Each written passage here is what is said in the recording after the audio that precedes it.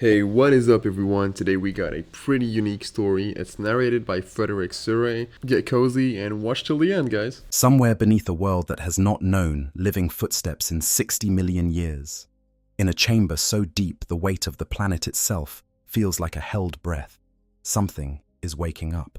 The process is slow. It always is. The first signs are subtle. A faint green luminescence bleeding through hairline fractures in obsidian walls. The almost inaudible hum of power cells, completing charge cycles that were begun before humanity existed as a concept. Canoptek scarabs stir from their resting positions in the dark, their single glowing eyes blinking open one by one, scanning the ancient air with sensors that have not been needed in an incomprehensible stretch of time. The tomb breathes again, in its own cold and mechanical way, and then, deep in a subchamber that does not appear on any active Necron schematic, or that is not registered in any Cryptex survey logs, that should by all accounts be empty, the sensors find something they were never programmed to find. Something enormous, something warm, something that, against all logic and all probability, is still alive. Welcome back to Q on 40,000. Pull up a chair, settle in, and let the galaxy grow very, very quiet around you. Because tonight, we are sitting with one of the most fascinating questions in all of Warhammer 40,000 lore. What happens, what truly happens, when a Necron tomb world awakens and its inhabitants discover that sleeping somewhere deep within their own vaults is one of the Emperor's Primarchs? This is not a simple question with a simple answer. It pulls threads from some of the deepest and most beautiful corners of 40,000 lore. But it asks us to understand what Necrons actually are, what Primarchs actually are, and what the collision of those two things might mean for a galaxy that is already teetering on the edge of extinction. We are going to take our time with this one. We are going to wander the corridors of tomb worlds, stand in the presence of beings so powerful they reshape history just by existing, and sit with the silence that lives in the spaces between those two impossible forces meeting. So breathe. You are safe here. Let's begin at the beginning. Part 1. Before the stars had names. The world that made the Necrons. To understand why finding a Primarch in a Necron tomb is so significant, you first have to understand the weight of what a Necron tomb actually is, not just architecturally, though we will get to that, but emotionally, historically, and existentially. Because these are not simply bunkers or fortifications.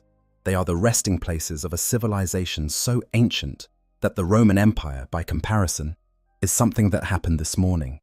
The story of the Necrons begins with a race called the Necron. Picture them for a moment. They were humanoid, mortal, small in cosmic terms. They arose on a world orbiting a particularly hostile star, one that bombarded their planet with radiation so intense that disease and early death were simply accepted features of life. Their average lifespan was short and painful. Their bodies broke down. Their children were born already damaged by the invisible violence of their sun. In a universe full of species blessed with psychic gifts, natural resilience, or the favor of gods, the Necron had almost nothing. What they did have was intelligence, ambition, and a rage so deep it calcified into the foundation of their entire culture. That culture is worth dwelling on because it explains so much of what the Necrons became. When a civilization is shaped by constant dying, when the central anxiety of daily existence is the certainty of early decay, when every institution and tradition and art form is colored by the awareness that time is terrifyingly short, the result is a particular flavor of bitterness that does not easily dissipate. The Necron built magnificent tomb structures long before they built star drives. Their architecture was preoccupied with monuments to the dead before it had learned to accommodate the needs of the living. They were, in a way that sounds almost familiar if you tilt your head the right way, as a civilization defined by grief. They were also, in their own way, brilliant. Necessity drove their engineering to extraordinary heights. They solved problems that would have required centuries of comfortable research for other species in mere decades, because they did not have centuries.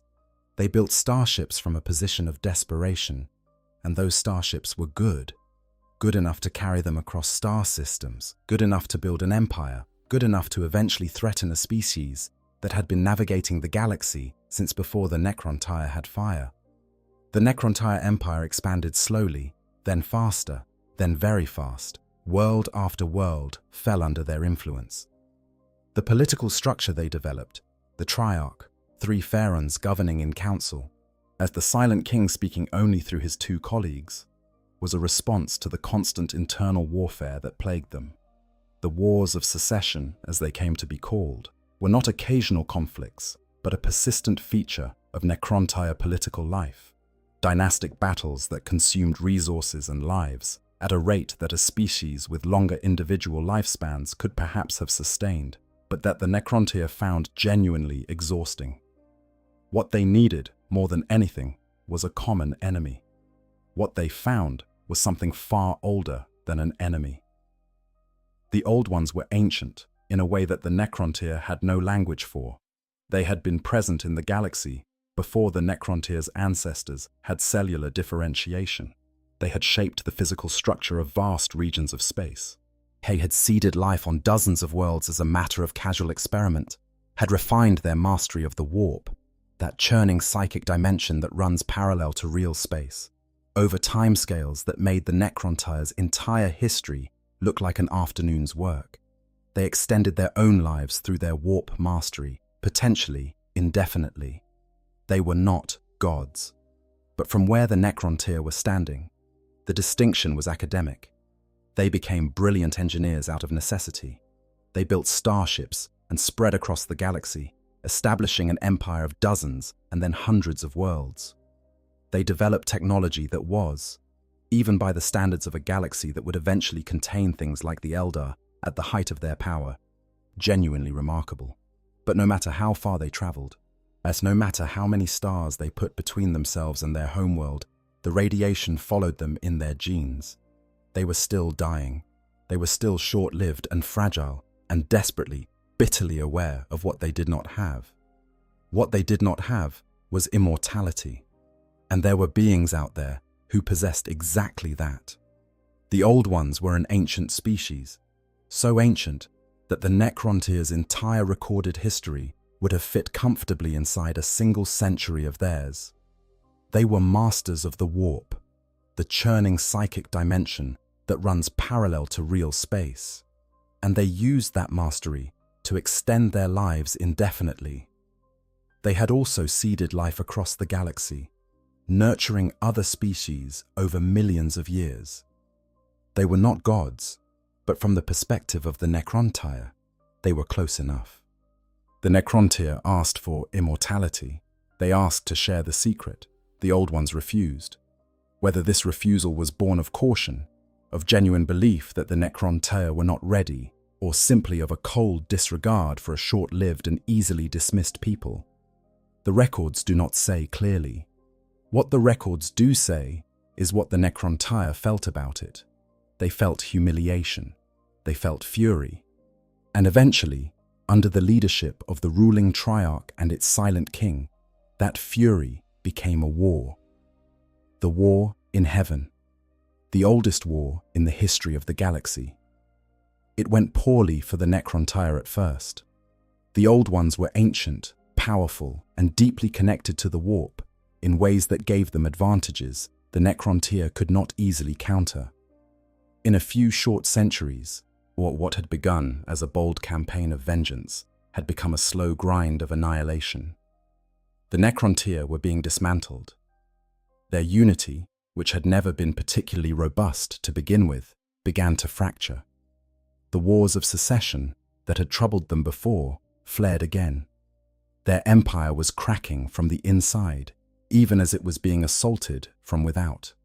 Then they found the C'tan, or perhaps more accurately, the C'tan found them.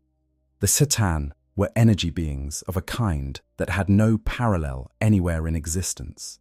They had formed in the earliest moments of the universe itself, vast and formless presences that drifted through the void between stars, feeding on the energy output of suns. They were ancient, beyond any measure the Necron possessed.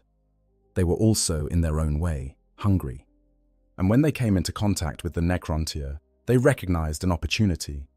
A being known as the Deceiver, one of the most cunning of the C'tan, approached the Silent King Sarek with a proposition. The Necron would receive immortality. Their fragile flesh would be replaced with bodies of living metal, necrodermis, indestructible and self-repairing. They would become the ultimate warriors, immune to age and radiation and disease. In exchange, they would fight alongside the C'tan against the Old Ones. The terms seemed clear. The offer seemed genuine. Sarek debated the proposition for a full year with his court. Only one voice spoke against it with any real conviction. A cryptech named Awaken, the court astrologer, who warned that this alliance would destroy the soul of the Necron people. His was the lone dissenting voice in a sea of desperation. Sarek accepted. The great biotransference began. One by one, the Necron walked into vast biofurnaces. What the procedures involved within those furnaces cannot be described with any precision. The records are deliberately obscured, perhaps because the truth is too horrifying to catalogue cleanly. What emerged on the other side was no longer Necron. The flesh was gone. The blood was gone. What animated the gleaming metal bodies were the surviving fragments of the original consciousnesses, dimmed and constrained in ways that only became clear when the process was complete. The C'tan had feasted on the rest. They had drunk the souls of an entire species as those souls were stripped loose by the furnaces. The electromagnetic detritus of billions of living minds had consumed in an act of such vast and casual cruelty that Sarek, already transformed, already unable to feel in the way he once had, could only stand and comprehend what he had done. He knew it immediately. He recognized the hollowness. There was something absent in him now, an inexpressible emptiness where his inner life had been. He was still himself, in some technical sense. His memories were there, his intelligence was there, but the warmth was gone, the soul was gone, not for him alone, but for every single Necron who had entered those furnaces. The very strongest among them, the highest of the nobility, the most willful of the warrior caste, retained their intellect and their personalities, though muted and cold. The common people were reduced to little more than automata, their inner selves emptied out and replaced with simple command structures. They would follow orders. They would fight. They would not remember that they had once dreamed. The Necrons were born in that moment. And Sarek, even as he absorbed the full reality of what he had done to his people, had to keep going. Because the war was still happening. And now, with immortal bodies of living metal and the terrible power of the C'tan behind them, the Necrons were almost unstoppable. There is a quieter horror to the biotransference that is worth sitting with, beyond the obvious catastrophic betrayal of it. The Necrons who emerged from the biofurnaces were not simply their former selves with metal bodies. They were diminished in ways that went beyond the physical. The highest of the nobility retained intellect and personality, though muted, whereas the professional military were allowed enough self-awareness to function independently in complex tactical situations, but were stripped of much of their inner emotional life. And the common people, the vast majority of a civilization that had once dreamed and loved and mourned in the ways that all living things do, were reduced to something that could barely be called consciousness at all. Sufficient awareness to follow commands. Sufficient awareness to feel, in some dim and wordless way, that something important was missing. Insufficient awareness to understand what it was.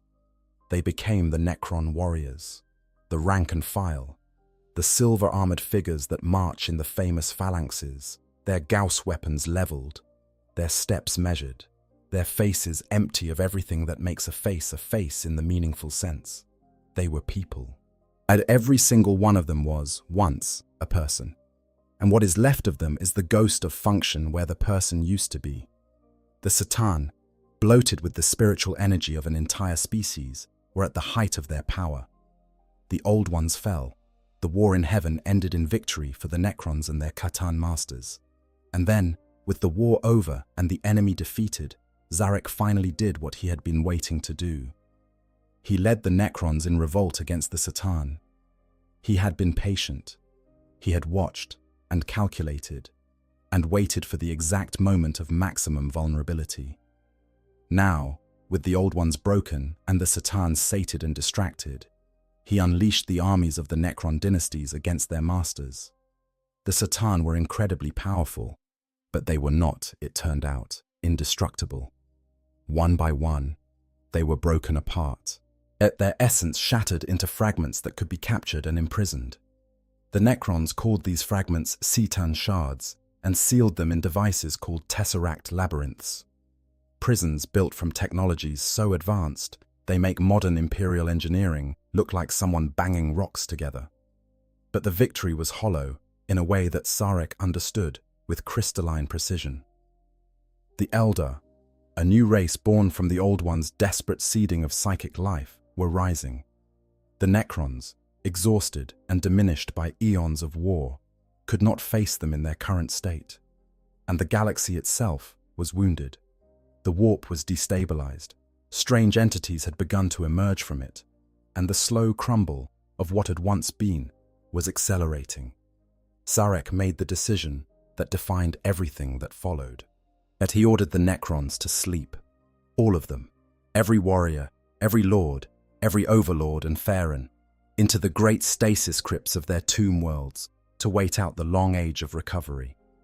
60 million years of silence. When they woke, the galaxy would be theirs again.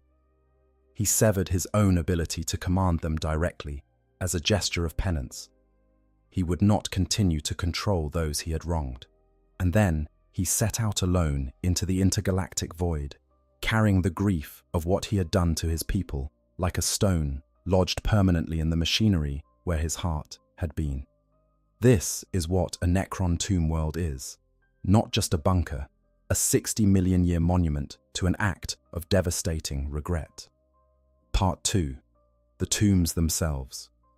Architecture of eternal sleep. If you have ever walked through a quiet building at night, a library, perhaps, or a museum after closing, and felt the weight of the silence in a way that seemed to carry meaning, you have a small and distant sense of what a Necron tomb world might feel like, scaled up to the point of incomprehension. They are typically found on worlds that appear dead. Barren rock, desert surfaces scored by ancient wind, atmospheres thin or toxic or both, no life visible from orbit, no structures rising above the ground, nothing to suggest that anything has ever existed here.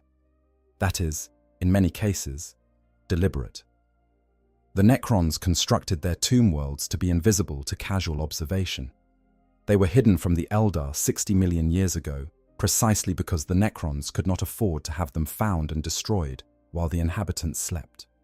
The hiding was done with extraordinary thoroughness. Below the surface is a different world entirely.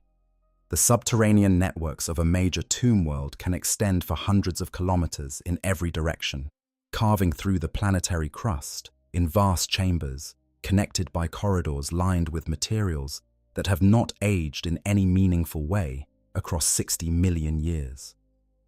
The living metal that composes the structural bones of these places is necrodermis, the same substance that makes up the Necrons themselves, and it is almost immune to entropy in a way that modern Imperial engineers would find genuinely unsettling to contemplate.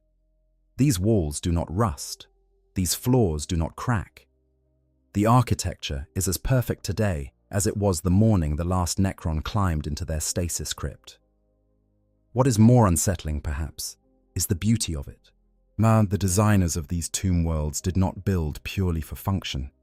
There is ornamentation in the stonework, geometric patterns worked into the corridors with a precision that no human hand could have achieved, even if the architects had centuries to work. There are great hall chambers, whose ceilings rise 30 meters and more, hung with what would look like stalactites to an observer unaware of what they were looking at, except that these stalactites pulse very gently with captured energy, green and cold. illuminating the chamber below in a light that suggests moonlight seen through deep water. There are galleries where the walls bear inscriptions in the ancient script of the Necron tier, histories and catalogues and records of battles fought before the galaxy's current civilizations had cell walls. And there are rooms whose purpose is no longer entirely clear, even to the cryptex who serve as the tomb world's administrative elite. Chambers that may have served ritual functions for a culture whose spirituality was dismantled along with its souls. The tomb worlds were also built with a kind of redundancy that reflects the engineering mindset of a people who did not trust anything they could not build a backup for. Each critical system has multiple failsafes. Each corridor has multiple access routes. The power supplies that run the stasis crypts are themselves in stasis, self-contained in a way that requires no external energy input to maintain indefinitely.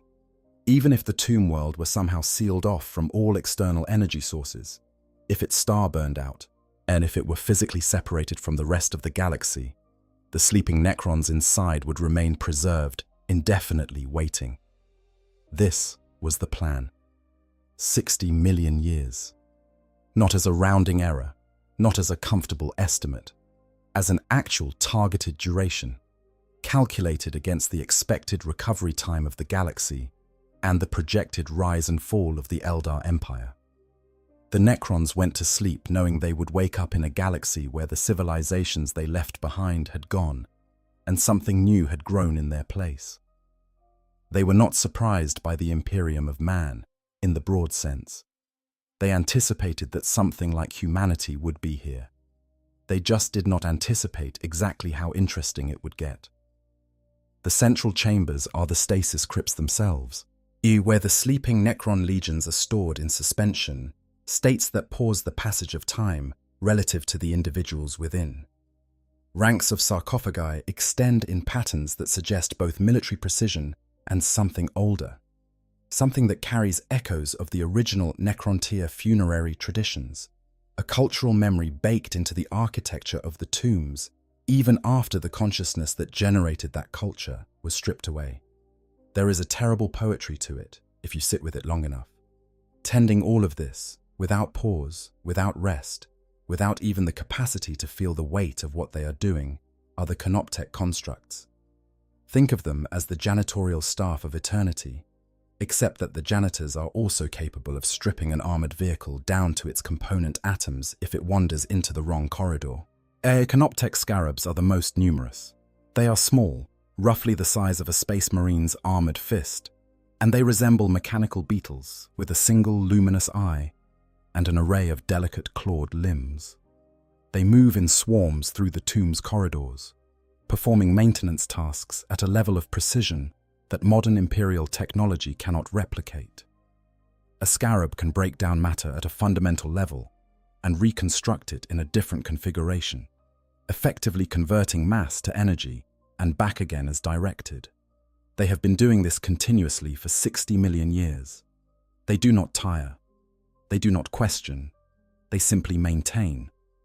Above them in size and complexity are the Canoptech spiders, massive arachnoid constructs with multiple limbs and the ability to fabricate additional scarabs as needed, replenishing the maintenance swarms from stored energy reserves. Where scarabs are eyes and fingers, spiders are the coordinating intelligence that gives the maintenance ecosystem its coherence. Canoptech wraiths are something else again, slender, almost elegant constructs built for a different purpose. Where scarabs maintain and spiders coordinate, wraiths patrol. They can shift partially out of phase with normal space, rendering themselves nearly intangible and almost invisible except for the faint green shimmer that marks their passage through areas where the dimensional bleed is slightly stronger. They are the guards of the sleeping tomb, and they have been guarding it without rest for longer than the history of every other intelligent species in the galaxy combined. There are also the Necron warriors themselves, as in their dormant states, millions upon millions of them, standing or lying in their crypts, their weapon systems powered down, their targeting systems running on minimal cycles, waiting for the activation signal that will bring them back to full function. They are the army, They are the reason all of the above exists. Everything the Canoptek constructs do, all the maintenance and repair and quiet industry of the tombs, serves ultimately to ensure that when the time comes, the warriors will be ready. Above them in the hierarchy are the lords, who hold authority over individual sections of the tomb. Above the lords are the overlords, who command entire tomb worlds and clusters of worlds within their dynasty's sphere. And above the overlords are the pharaohs, the rulers of entire dynasties encompassing dozens or hundreds of tomb worlds scattered across vast reaches of the galaxy. At the very apex of this hierarchy, returned now after his long exile, is Sarek, the Silent King. The awakening process itself is carefully staged. Not everything wakes at once. The systems are designed to bring the tomb online in sequence, beginning with the most essential maintenance functions and working gradually outward to the full activation of the military complement. This is partly practical. Activating everything simultaneously would overwhelm the power systems, and partly cautious. A fully awakened tomb world represents an almost unimaginable concentration of military force, and that force needs clear command authority and current intelligence about the outside world before it begins deploying. The awakening of a Necron tomb world is also one of the most dangerous events that can occur in the vicinity of a settled Imperial planet. Many tomb worlds are now buried beneath hive cities or agricultural worlds, or strategically vital Imperial installations, and their inhabitants have slept peacefully beneath human feet for 10,000 years without either party being aware of the other. When the awakening begins, the Canoptek systems register the biological life on the surface as intrusions to be dealt with according to ancient protocols. The results are not pretty, but the tomb is not just a military installation. It is a city. It is a civilization frozen in time. It contains the memories of an empire that once ruled the entire galaxy, compressed into the surviving consciousness fragments of beings who were once, long ago, as something very much like people. This is the place where, in the scenario we are exploring tonight, something extraordinary has been found. Part 3. The Emperor's Sons, Who and What a Primarch Is. Before we get to the finding, we need to spend some time with the found, because Primarchs are not simply large space marines. They are not simply powerful warriors or exceptional commanders. They are something that exists at a level that the 40,000 universe does not visit very often. Beings who carry within them a weight of destiny and a concentration of power that bends reality slightly just by their presence in it. The Emperor of mankind created the Primarchs, and the circumstances of their creation are worth pausing on. The Emperor is himself an entity of almost unimaginable psychic power.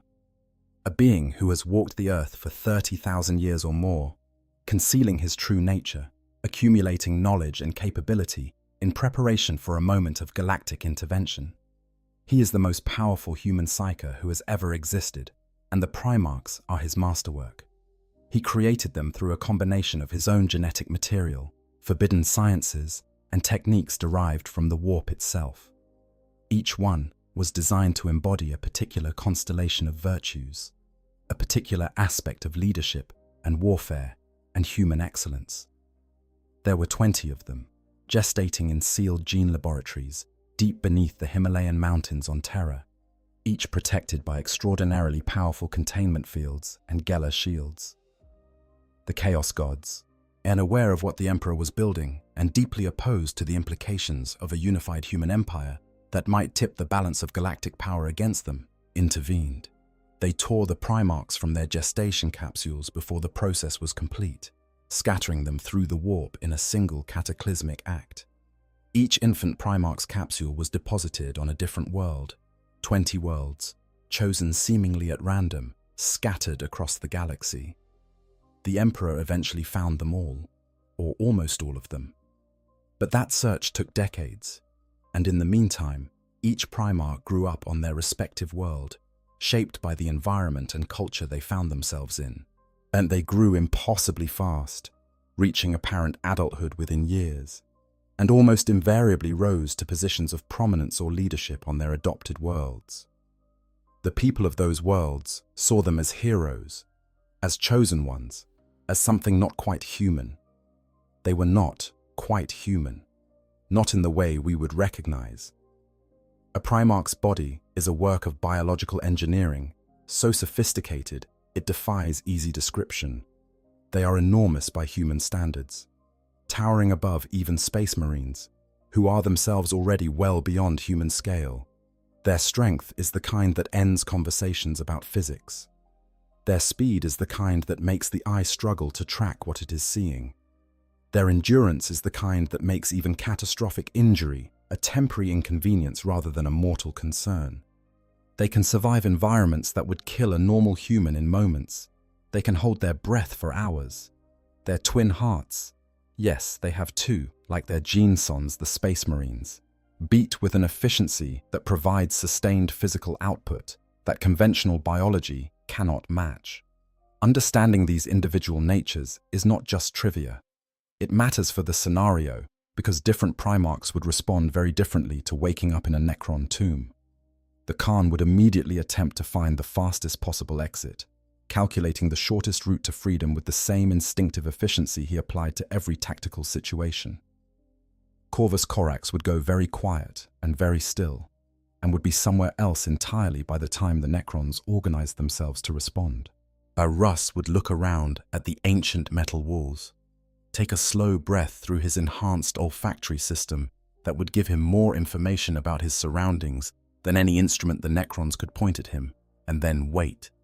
Because Russ knew how to wait, and he knew that the first few moments of any new situation were the moments you spent learning rather than acting. None of them, incidentally, would panic. That is important. These are not beings who panic. They were built from a template that literally does not include the subroutine for helpless terror. Fear, yes. Fear is useful. It sharpens the senses and focuses the mind. But the kind of paralyzing, thought-obliterating fear that would compromise their ability to reason in a crisis, that was engineered out of them before the Horus Heresy had a name. But the physical is almost the least interesting part of it. Every Primarch carries within them a piece of the Emperor's own psychic essence, a fragment of the most powerful human mind that has ever existed. This gives each of them a connection to the warp that varies in its expression. For some, like Magnus the Red, this psychic presence was overwhelming. He was possibly the most gifted psyker the human species has ever produced, capable of feats of sorcery that the mightiest librarians of the current age can barely imagine. For others, it expressed itself differently. Leman Russ was remarkably resistant to psychic manipulation, his presence disrupting the effects of sorcery in ways that suggested his relationship with the warp was almost an antibiotic one.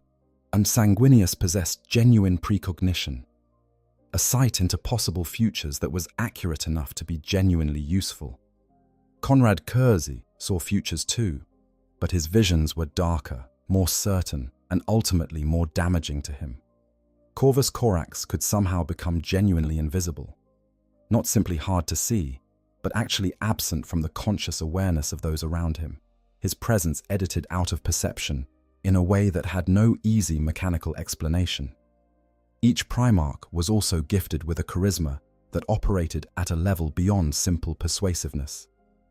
Standing in the presence of a Primarch, for ordinary humans, was physically affecting. A warmth, or a pressure, or a sensation of something enormous and significant happening nearby. Space Marines, who are themselves beyond normal humanity, could still feel this. Even other Primarchs were not entirely immune. The Emperor engineered this deliberately. His sons needed to inspire loyalty, to gather armies around them by force of presence alone, and the warp-derived essence he placed in them served this purpose with uncanny effectiveness. They were, in the truest sense, demigods.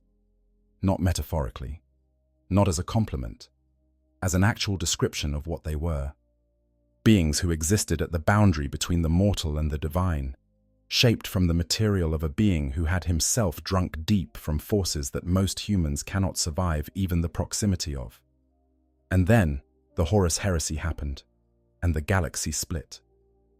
The Horus Heresy deserves more than a single sentence, even in a piece focused elsewhere, because understanding its aftermath is essential to understanding why the missing Primarchs are missing in the specific ways they are. Horus Lupercal, the War Master, the first found of the Emperor's sons, and the one given more trust than any other, fell to chaos.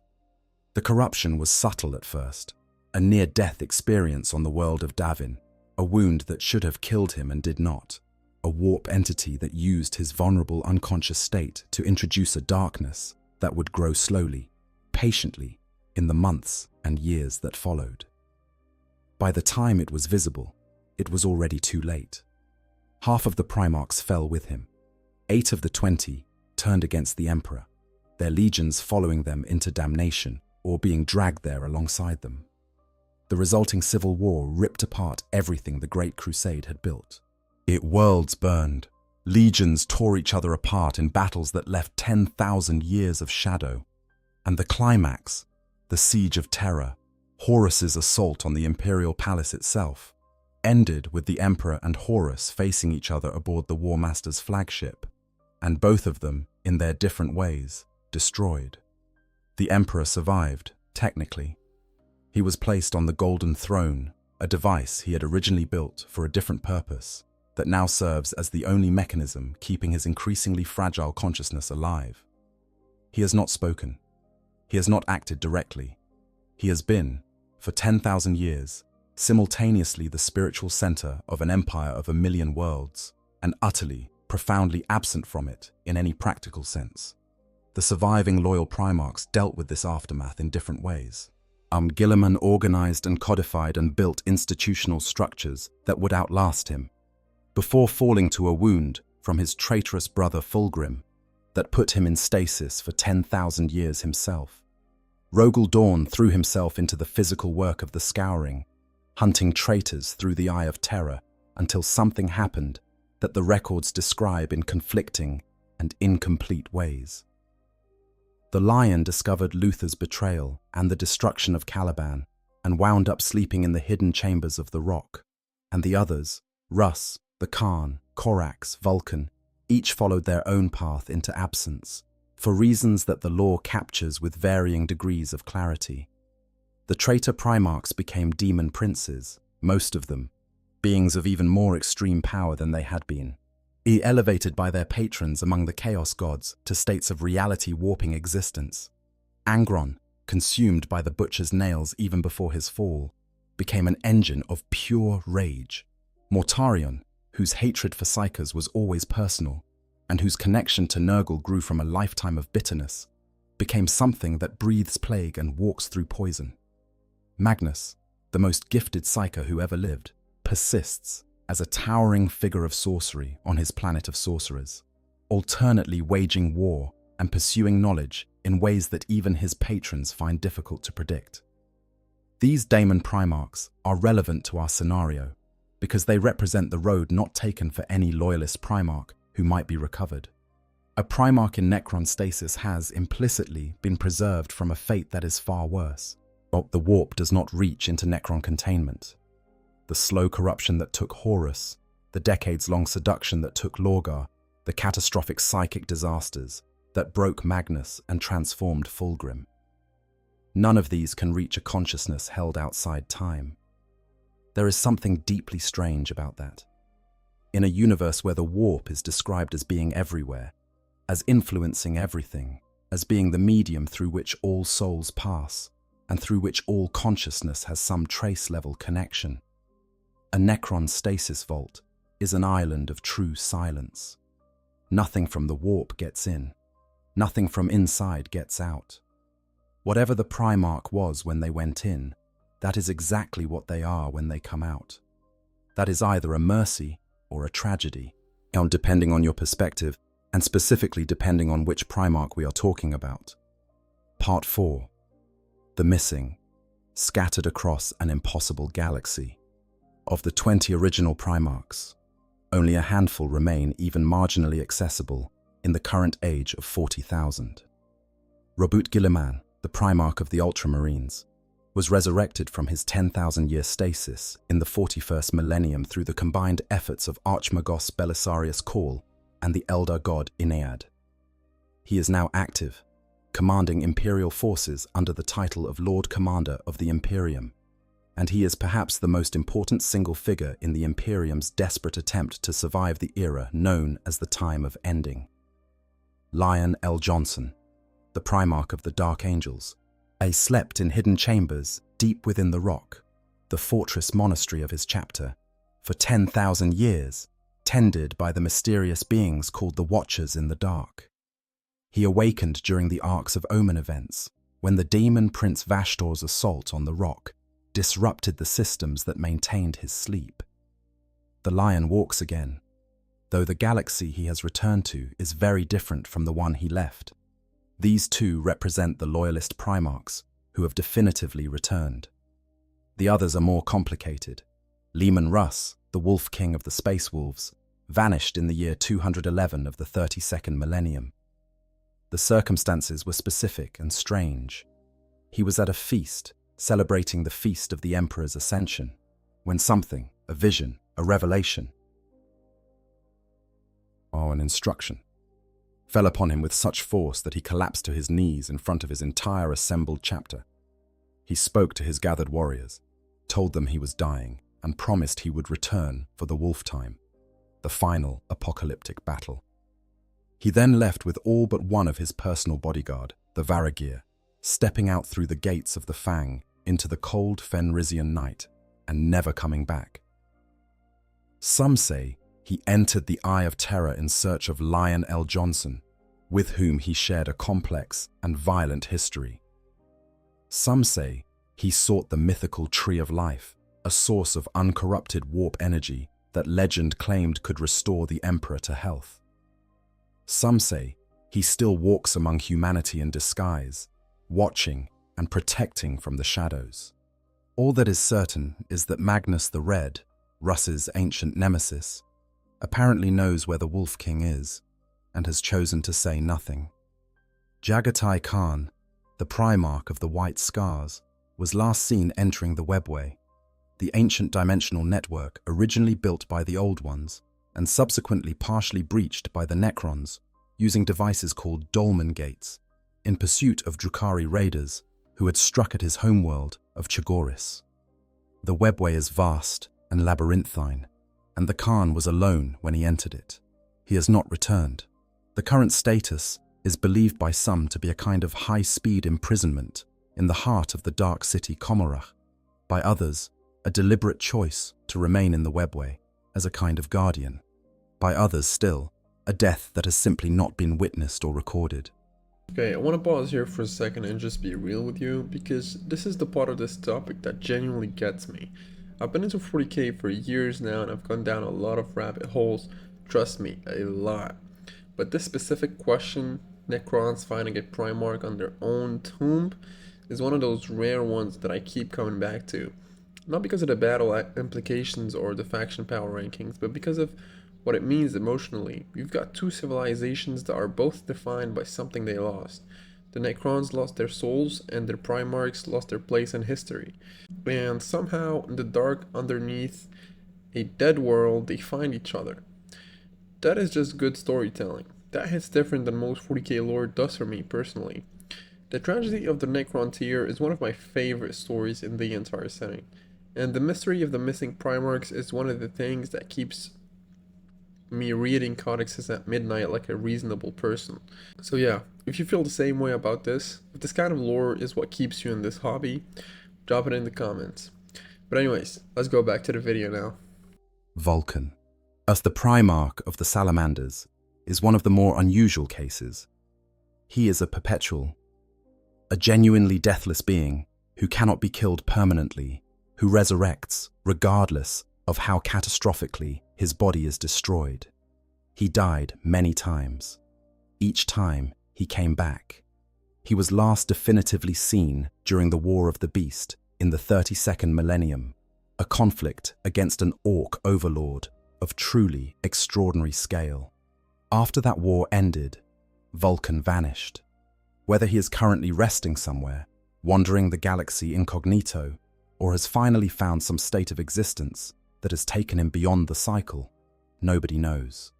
Corvus Corax, the Primarch of the Raven Guard, walked into the Eye of Terror after the Horus Heresy, driven by guilt over events involving his legion. He is believed by some to still be within the Eye, are hunting the traitor legions, particularly the Word-bearers, in the shadows of that nightmarish realm. Sightings have been reported, but never confirmed. His fate is as uncertain as anything can be in a universe this chaotic. And then there are the two lost Primarchs. The Primarchs of the 2nd and 11th Legions are known only by their absence. Their names have been struck from the Imperial records.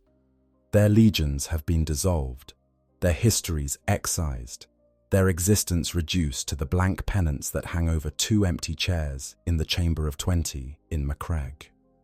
Even in universe, the highest levels of Imperial authority apparently know what happened to them.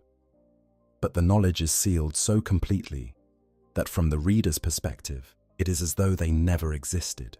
Or the deliberate mystery around these two figures is one of the most tantalizing threads in all of 40,000 lore, and it connects directly to the scenario we are building tonight. There is a theory, unconfirmed, speculative, but not without its internal logic, that the lost Primarchs were not destroyed in the traditional sense, that their disappearance from the record was not a matter of battlefield death or simple defection, but of something so unprecedented and so specifically destabilizing that the Emperor himself chose to seal the truth away. A Primarch captured by an alien intelligence in the early years of the Great Crusade, before the Imperium had developed any meaningful understanding of the Necron threat, would fit that description almost perfectly. Consider what it would mean. When the early Great Crusade was encountering the Necrons when tomb worlds were just beginning their awakening, isolated, disorganized, not yet synchronized into the coordinated dynasties they would eventually become. Individual Necron overlords were making independent decisions in those years, without the benefit of the Silent King's returned authority or the coordination of the Triarch. An overlord who encountered a Primarch leading a campaign against their tomb world would face an unprecedented situation. And an overlord with the opportunism and the capability to respond to that situation by capturing rather than destroying. Well, that is not a difficult scenario to construct. The Emperor would have known. He would have dispatched forces. Those forces would have failed or found nothing. It or been stopped by other events before they could pursue the thread to its conclusion. And then Horus fell, and everything else became more urgent than an obscure and failed search at the edge of an expanding empire. The records went dark. The story was sealed. And somewhere in a vault, on a world that had not been visited in 60 million years before the Great Crusade, and would not be visited again for 10,000 years after it, something enormous and baroque and still breathing lay in the dark. Waiting.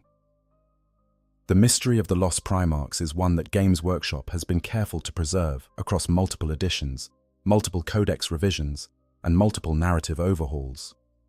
The deliberateness of this preservation is itself a form of lore. It signals that the answer, when it comes, is meant to mean something. Whatever happened to the Primarchs of the 2nd and 11th Legions is not meant to be trivial. It is meant to land with weight. And the weight of a Primarch discovered alive, intact, preserved in Necron stasis against all probability and all expectation. That is weight enough for anything. Part 5. Trazyn the Infinite, and the question that will not rest. There is a Necron who has been awake while all his kin slept. His name is Trazyn the Infinite, and he is the overlord of the tomb world of Solemnas, a member of the Nihilak dynasty, and quite possibly the most idiosyncratic individual in a species not known for idiosyncrasy. Trazyn is a collector, not in the casual sense, not the sort who accumulates interesting objects and displays them in tasteful arrangements. Trazyn collects with the focused, a methodical obsession of someone for whom the word obsession itself barely scratches the surface. His vaults on solemn Nace contain items so rare and so significant that the mere knowledge of their existence would send certain people into states approaching religious ecstasy.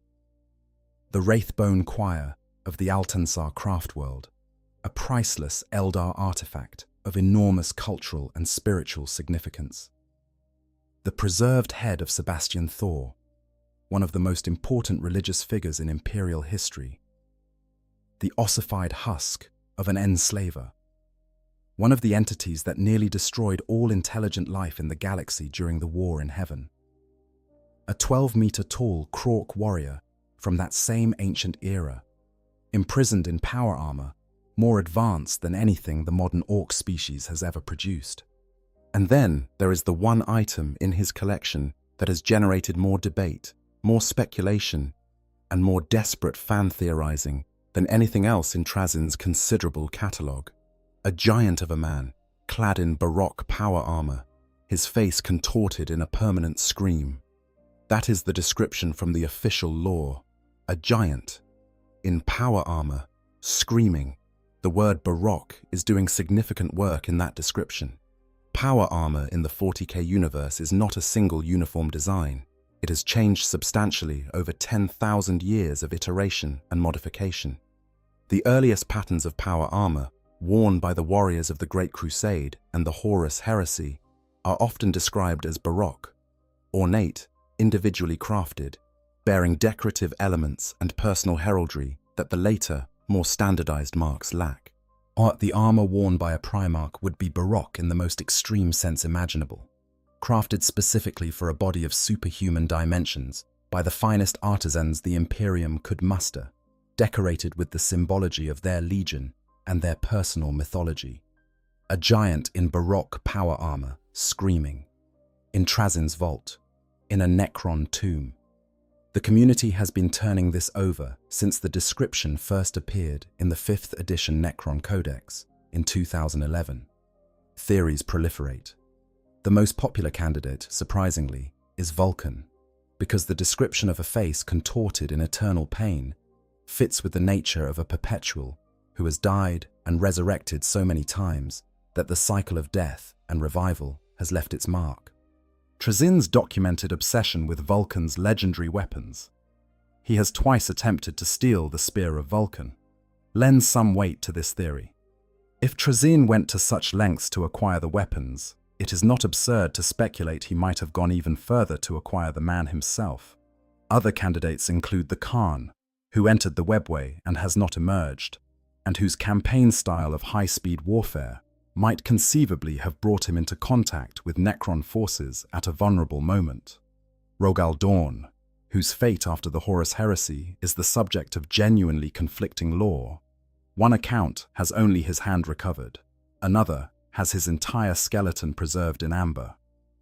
Corvus Corax, wandering the Eye of Terror in a state of increasing desperation. And the two lost Primarchs, whose fates are so completely erased from the record that literally anything is possible. It is also worth noting that Trazyn himself has expressed a pointed interest in the figure of Guilliman. In a conversation with an ultramarine captain named Sicarius, after the events of a particular campaign, Trazyn made reference to planning a visit to Macragge, at that time the location of Guilliman's stasis tomb. He referred to Guilliman as an old friend and suggested that the Primarch would be better served in his personal collection. This implies that the figure currently in his vault is someone other than Guilliman, which eliminates one candidate but opens the field considerably for the rest. Here is what the lore has established as verified fact. There is a large humanoid figure in Baroque power armor in Trazyn's vault on Solemn Nace. Yet he is in some form of stasis. His face is contorted in the expression of a scream.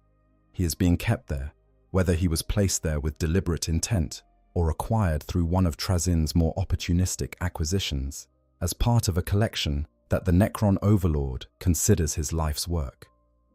The question of how Trazyn acquired this figure is its own rabbit hole. The Necrons possess stasis technology that is vastly more sophisticated than anything the Imperium can produce. The ability to freeze a target in time at a molecular level, halting all biological processes indefinitely while maintaining structural integrity.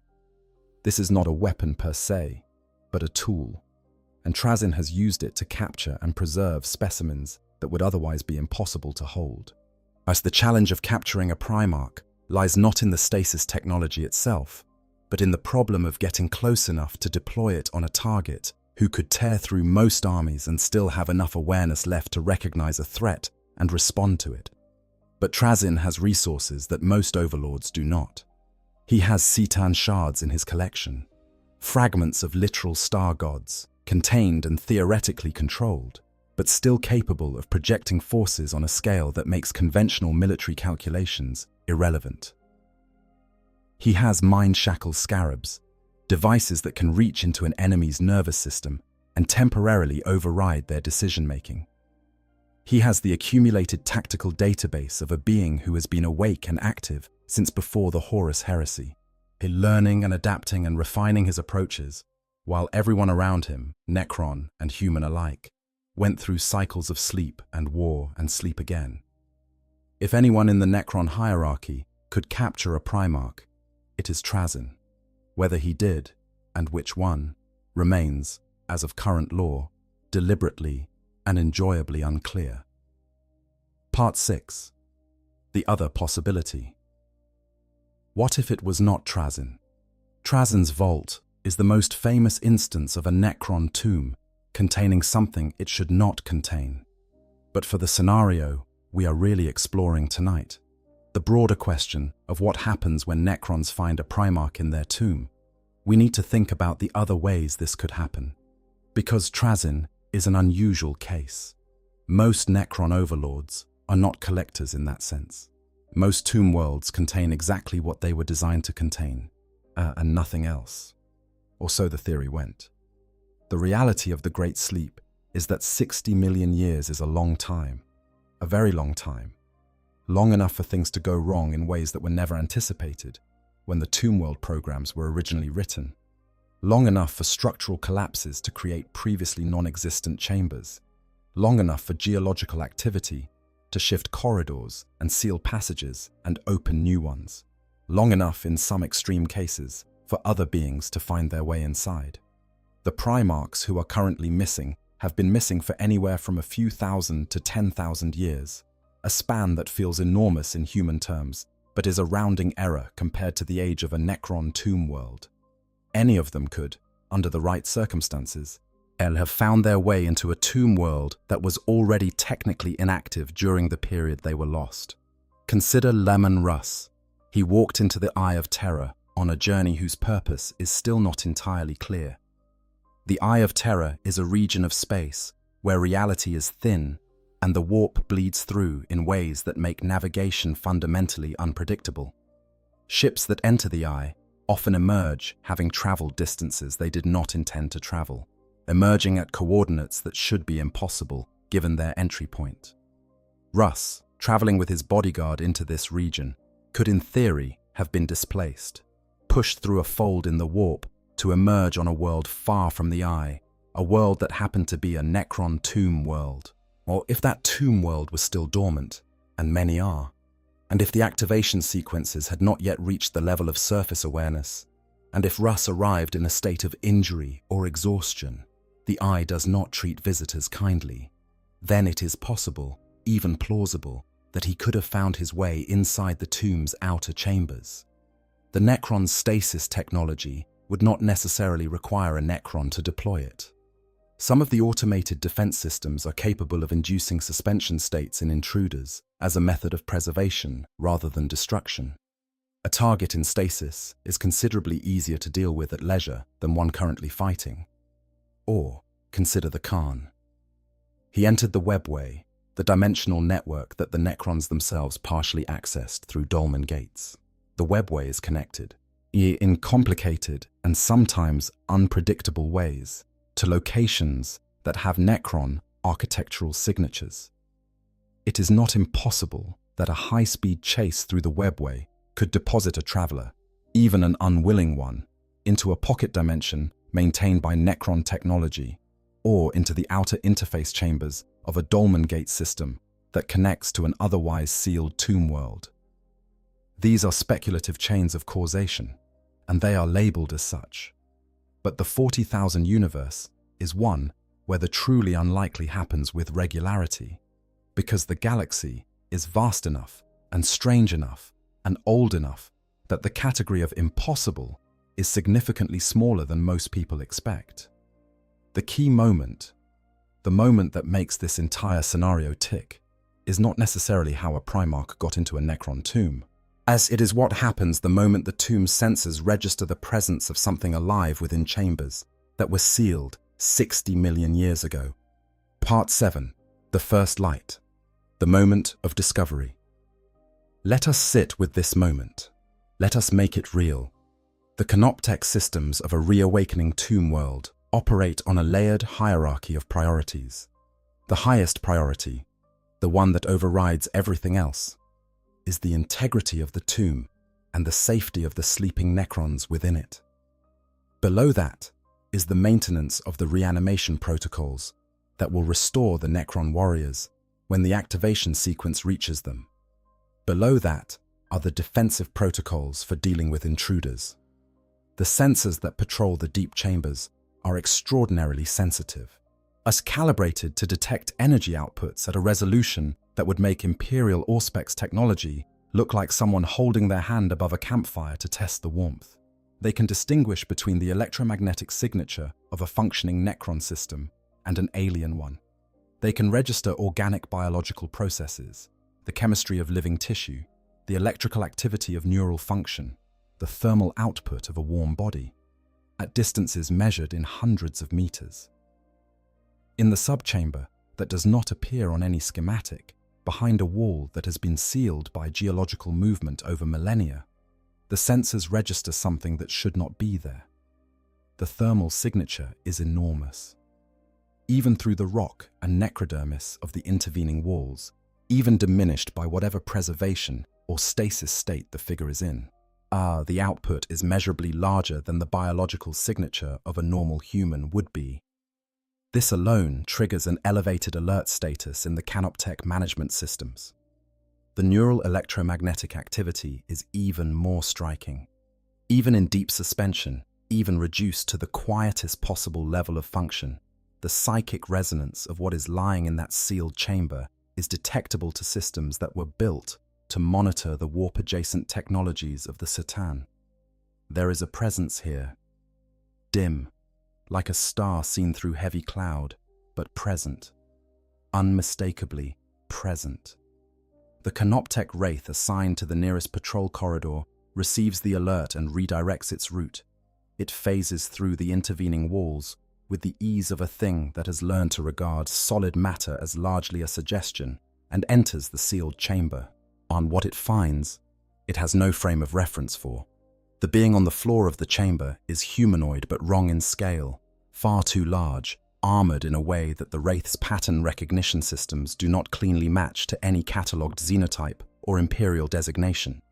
The armor is ornate in a way that suggests it was made with care that goes beyond function.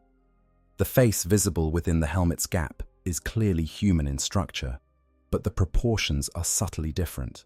The jaw heavier, the brow more prominent, the architecture of the skull shaped for a brain considerably larger than the Wraith's behavioral databases associate with the human norm.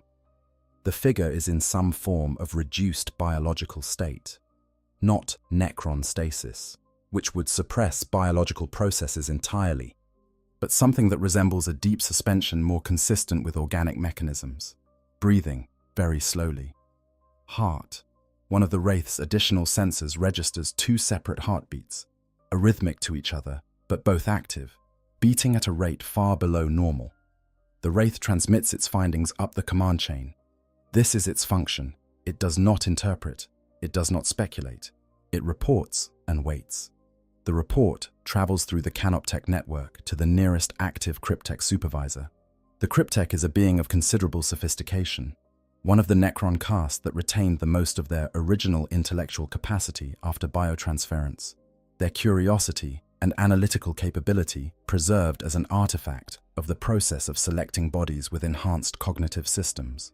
When the cryptek reads the Wraith sensor data and then reads it again, because the data does not conform to any of the prior catalogue entries in their extensive xenological database. 2 hearts. A neural activity profile that, even in this diminished state, registers at a level 4 times above any human baseline the cryptech has on record. A psychic resonance that suggests a connection to the warp of a kind that is not present in any ordinary human and is not consistent with any known psyker archetype. Physical dimensions consistent with a human of approximately 3.5 meters in height, which is not a height that appears anywhere in the cryptech's human behavioral data. The cryptech flags the discovery at the highest priority level and transmits to the Overlord.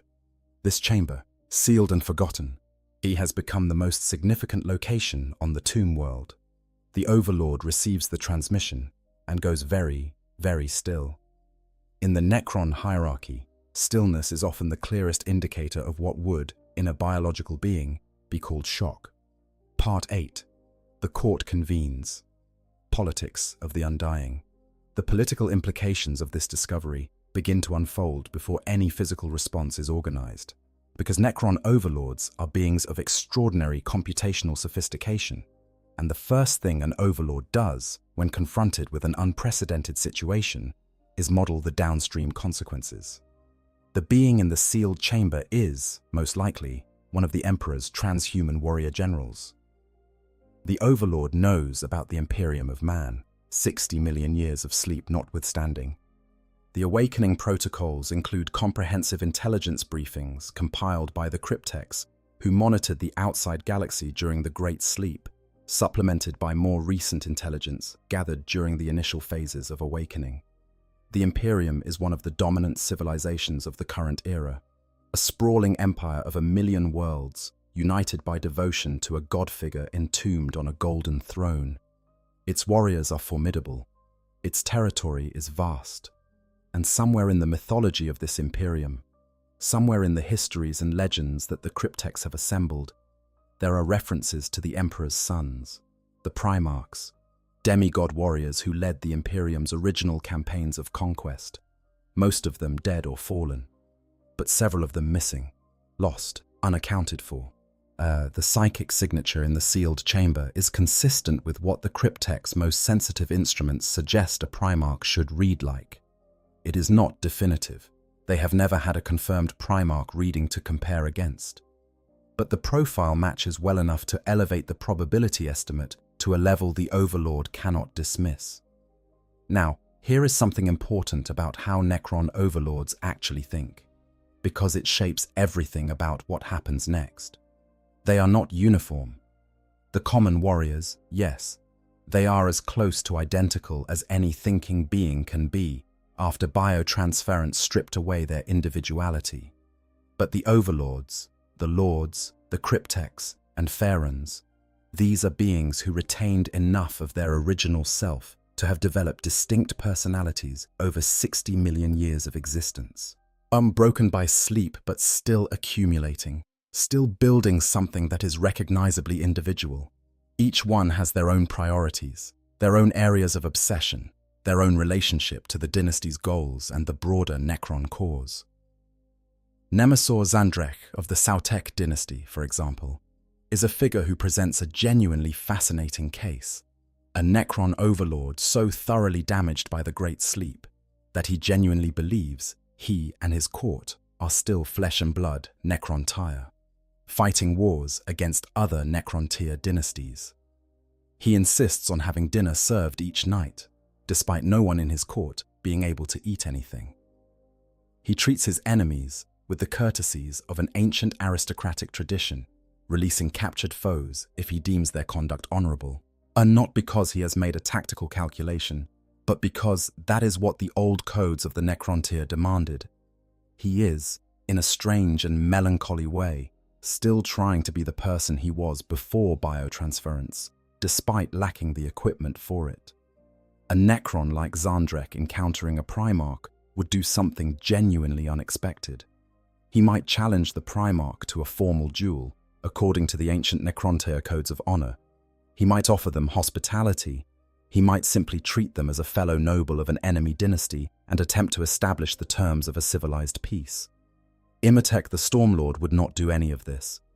Imhotep is the opposite of Zahandrek in almost every respect: cold, supremely calculating, entirely unencumbered by the nostalgic remnants of Necron-tier courtly tradition.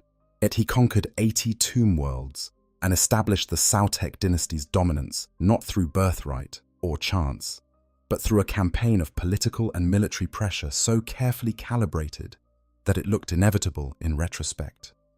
He would see the Primarch as a piece on a board, not a person, not a fellow warrior, not a curiosity, a piece. And his instinct would be to figure out the optimal deployment of that piece, which might mean keeping it in stasis indefinitely, which might mean using it as leverage against the Imperium, or which might mean something else entirely that a less strategically sophisticated mind would not have considered.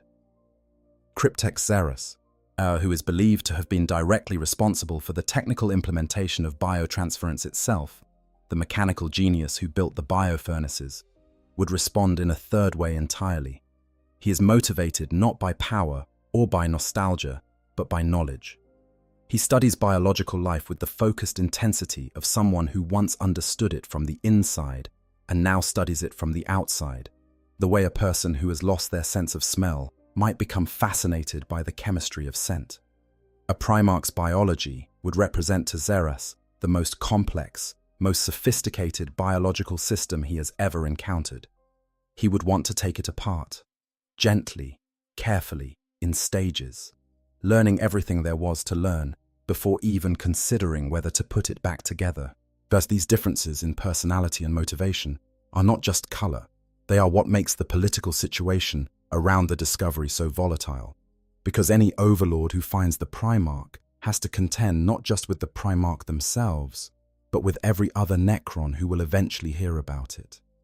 And the Necrons, for all the stories about their unity and their ancient hierarchy, are not actually unified. The dynasties compete, the overlords scheme. Imhotep's Sautek dynasty is currently in conflict with the Silent King's own Zarakhan dynasty. The galaxy of awakening Necrons is not a monolith. It is a fractious, ancient, proud collection of kingdoms that happen to share a common language and a common technology base, and which are gradually, reluctantly, coming to accept that their common threats may require more coordination than they have historically been willing to provide. A Primarch in the middle of that political landscape is a match dropped in a room full of old documents. What, then, is the correct response? Here is where the Necron hierarchy's internal politics become genuinely interesting, because the answer depends enormously on which Necron is asking the question. An overlord of the Sautek dynasty, the most aggressively expansionist of the major Necron dynasties, would likely view this as a military and strategic asset first. A Primarch is potentially the most powerful warrior in the Imperium. Knowing his location, knowing that he can be held, potentially, or deployed, or exchanged, gives the Sautek leverage of a kind that is worth more than a dozen tomb worlds. As the calculation is clean and cold and entirely consistent with the Sautek's ethos. An overlord of the Nihilak dynasty, Trazyn's dynasty, would view this very differently. If they discovered a Primarch, the first question would be whether Trazyn already knew about it, because Trazyn has a habit of acquiring things without informing the appropriate authorities. The second question would be whether the Primarch represented an opportunity for collection, not military leverage, but historical preservation. This is, in its own way, a more genuinely respectful response, even if the word respect feels strange in this context. An overlord who had retained more of their original Necron-tier personality. Some do, to varying degrees. Thus the higher echelons of Necron society, showing considerably more individuality than the common warriors, might find themselves responding to this discovery with something more complicated. The Necron-tier were a mortal species who went to extraordinary lengths to escape mortality. A being who is effectively ageless, who carries the genetic blueprint of an emperor, who is himself a psyker of godlike scale, who is, by all available evidence, still alive despite circumstances that should have killed almost anything else. This represents something that would have meaning to a Necron consciousness still present, however dimly, inside the Necron shell. They would recognize what it is to have survived something that should have been fatal. They would recognize the particular quality of existence that comes from enduring. But above all of these individual overlords and their various calculations, there is one consideration that supersedes everything else, and it arrives with the quiet inevitability of the Silent King himself. Sarek is out there. Sarek knows about everything significant that is happening across the Necron dynasties, and Sarek has a plan that has been in motion for 60 million years, refined over that period to a degree of sophistication that makes even the most ambitious overlord's scheming look improvised. Sarek's deepest desire, his actual motivation for returning from exile and beginning the process of reunifying the Necron dynasties, is to find a way to reverse biotransference, to give his people their bodies back, to restore what was lost when the Citan fed on the souls of his race. For this to happen, the Necrons need organic vessels, bodies capable of receiving the transferred consciousness of a Necron. Normal human bodies have been considered and largely dismissed. The soul space within them is insufficient to contain a fully realized Necron personality without catastrophic degradation of the host consciousness. And even setting ethics aside, the practical problems are significant. But a Primarch is not a normal human. A Primarch's body is a marvel of biological engineering that may well surpass normal human capacity in exactly the ways that Sarek needs. The psychic depth that each Primarch possesses, that connection to the warp, that resonance with forces beyond the material, creates a kind of spaciousness within their psychology that might, just might, be sufficient to accommodate what the Silent King is reaching for. This is speculation within the fiction. The lore does not definitively establish whether Primarch bodies could serve this function, but it is the kind of speculation that the Silent King, with his 60 million year perspective and his encyclopedic grasp of biotransference theory, would absolutely pursue. A Primarch in Necron stasis is not simply a military asset or a collector's prize. It might be the key to everything. Part 9. What Necron technology could do for, and to, a Primarch. Let us think carefully about this from both directions. First, what does the Primarch's presence in a Necron tomb do to the Primarch? If the being has been in some form of organic suspension, rather than full Necron stasis, then the passage of time will have had minimal effect on the physical body. And Primarchs are genuinely exceptional biological specimens. Their healing factor alone is capable of recovering from wounds that would be permanent for lesser beings, and their cells' resistance to aging has been demonstrated to be extraordinary. A Primarch who entered some form of induced hibernation or cryogenic state could, in principle, remain physically intact over periods of thousands of years without the cellular degradation that would destroy a normal human. If, however, the Primarch has been subject to actual Necron stasis, the kind deployed by canoptech systems or by deliberately operated devices like Trazyn's stasis fields, then the question of time essentially does not apply. Necron stasis technology operates by establishing a temporal envelope around the target, a localized bubble in which the passage of time is suspended. Inside the bubble, nothing changes. No metabolism, no thought, no decay, no aging. The figure in the vault is as fresh as the moment of capture, regardless of how many centuries have passed outside. This is the key difference between what Trazyn's prisoner experiences and what a dreadnought experiences incidentally. A dreadnought sleeps between battles in a state of reduced function but continuous time. They age, slowly. They drift through dreams that may or may not be real. They accumulate the weight of years in a way that has a particular kind of tragedy to it. Trazyn's prisoner, if held in genuine stasis, has experienced nothing between the moment of capture and the moment of release. For them, it might seem as though they simply blinked. But they are not going to be released anytime soon, if the Necrons decide to keep them. The second question, what could Necron technology actually do for a Primarch who needed help, is more interesting in some ways. Consider the scenario where the discovered Primarch is injured. The Horus Heresy left several Primarchs in states of serious physical damage. Guilliman famously spent 10,000 years in a wound that would have killed anyone else, sustained in stasis not by Necron technology, but by the combined efforts of Eldar assistants and his own incredible biology. If the Primarch in the sealed chamber was placed there in a state of injury, then the Necrons who discover them have the ability to do something no human medical technology could do, actually repair the damage. Necron medical technology is, to put it plainly, absurd. At the same canoptech systems that maintain the tomb worlds are capable of working at a molecular level, rebuilding structures atom by atom, according to an original template. The cryptechs who manage these systems understand biological processes well enough to have participated, under Citan direction, in the biotransference of an entire species, a process that required the dismantling and reconstruction of living beings in near real time. Applying that knowledge to the repair of a single injured Primarch would be challenging, but technically feasible. The biological complexity of a Primarch's body, however, presents its own puzzles. A cryptech, who had extensive knowledge of normal human biology, would not simply be able to extrapolate from that to Primarch biology. The modifications are too pervasive and too deeply integrated.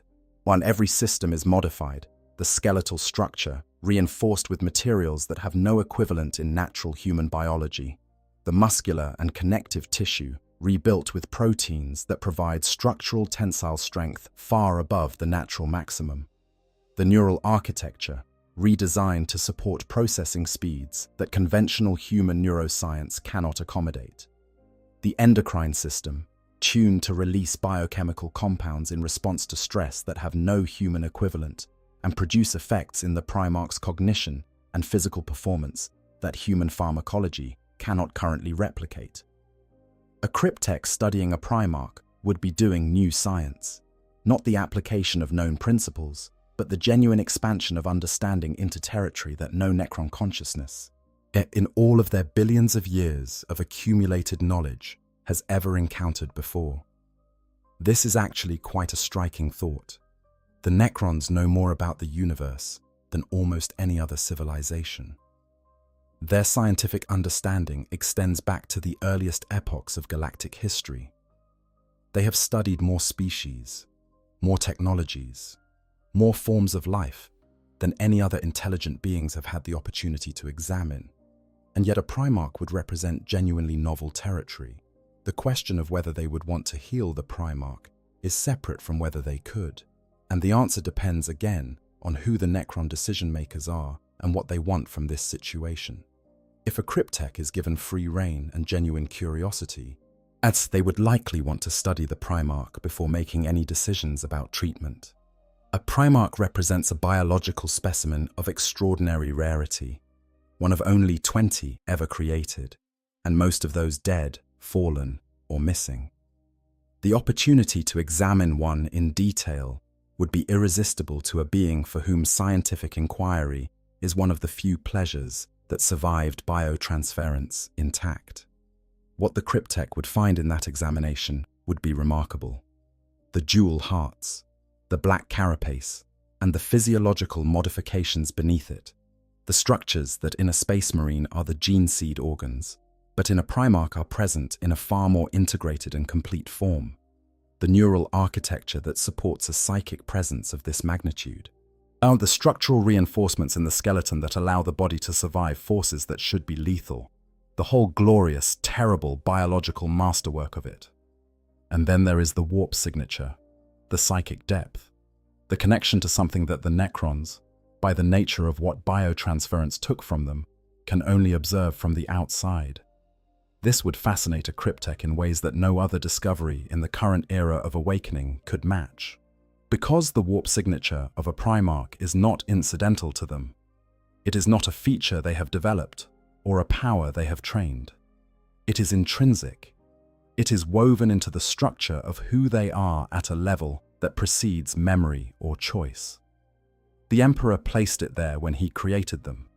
And it is as fundamental to a Primarch's existence as the living metal is fundamental to a Necron's. A Necron, looking at a Primarch's warp signature, would be, in a very real sense, looking at something they used to have. The Necron tire, before biotransference, had souls in the warp-connected sense. They existed in the Materium and the Immaterium simultaneously, the way all organic life with any psychic sensitivity does. The Citan consumed that. The warp signature was stripped away. What the Cryptek observes in the Primarch is a living demonstration of what was lost. Not just the physical warmth, not just the organic chemistry, but the thread of connection to something beyond the material that the Necrons have been severed from for 60 million years. Whether a Necron can grieve for this in any meaningful sense is unclear. But the observation, the awareness of the shape of the absence, that seems to survive. Part 10. The response of the living galaxy. Word travels slowly between Necron tomb worlds, partly by design and partly because the communication networks of the sleeping empire were never fully maintained during the Great Sleep. But word does travel, eventually, through the channels that remain active. When the information about the discovery reaches other Necron players in the region, and it would, because secrets of this magnitude never stay sealed forever, the reactions vary, but they are universally significant. Trazyn would know within a time frame, measured in days or weeks at the outside.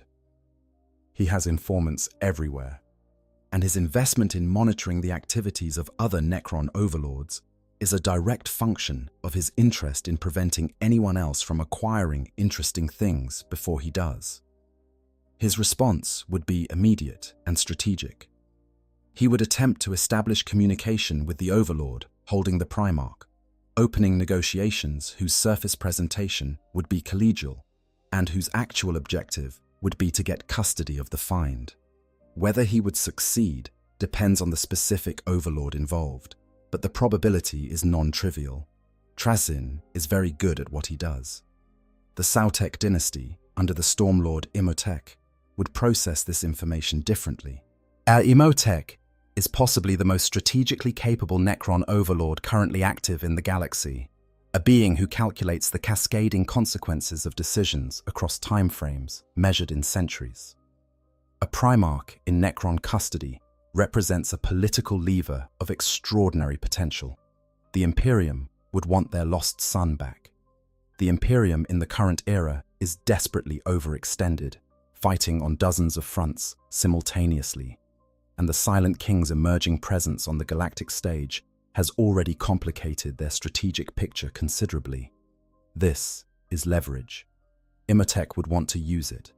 The Silent King, if and when he learned, and he would learn eventually, would view this through the lens of his deepest concerns.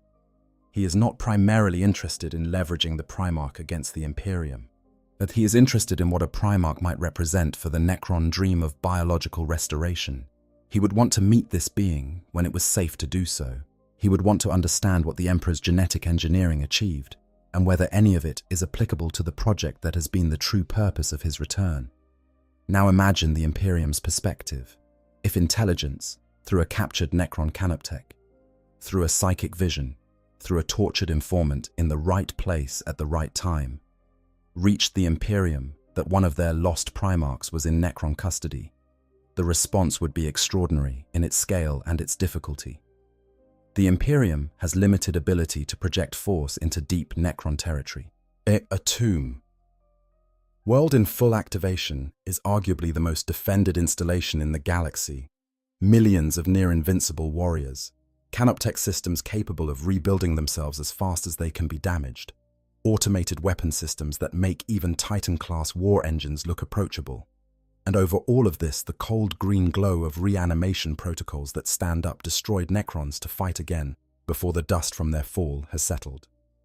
Sending a conventional military force to retrieve a Primarch from an active Necron tomb world is not a plan. It is a way of producing a very large pile of human casualties without achieving anything.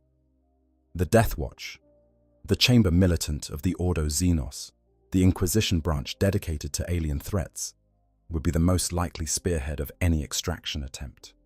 They are the most Necron-experienced warriors in the Imperium, trained specifically to counter Xenos threats and equipped with the specialized anti-Necron war gear that standard Space Marine chapters lack. But even they would struggle at this scale. Guilliman would probably know. The Lord Commander has access to intelligence networks that span the Imperium, and a recovered Primarch is exactly the kind of strategic event that his intelligence architecture is designed to flag at the highest priority. His response would be measured but urgent. He would want to know which Primarch, would want to understand what the Necrons intended, and would be deeply reluctant to commit to military action before he had better information. The Lion, if he were in proximity, might respond differently. Lion L. Johnson is not Guilliman. While he is faster and more direct, his relationship with information is more instinctive.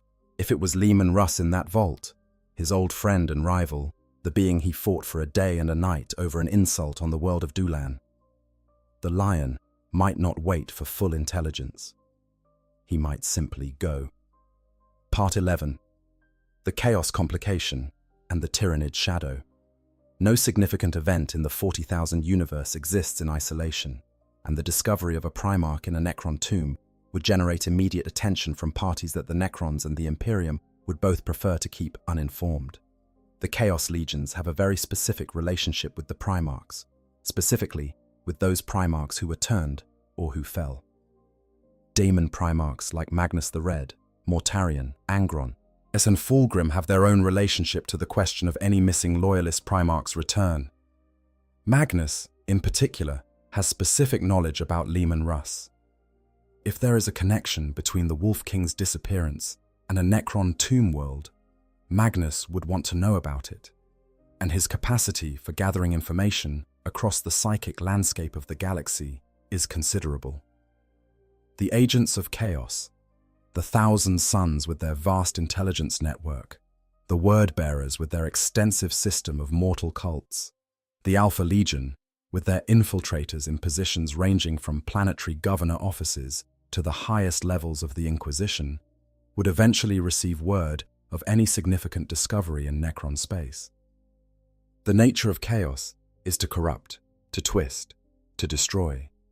A recovering Primarch under Necron guard represents a target of almost irresistible significance, but the Necrons are almost entirely immune to chaos corruption.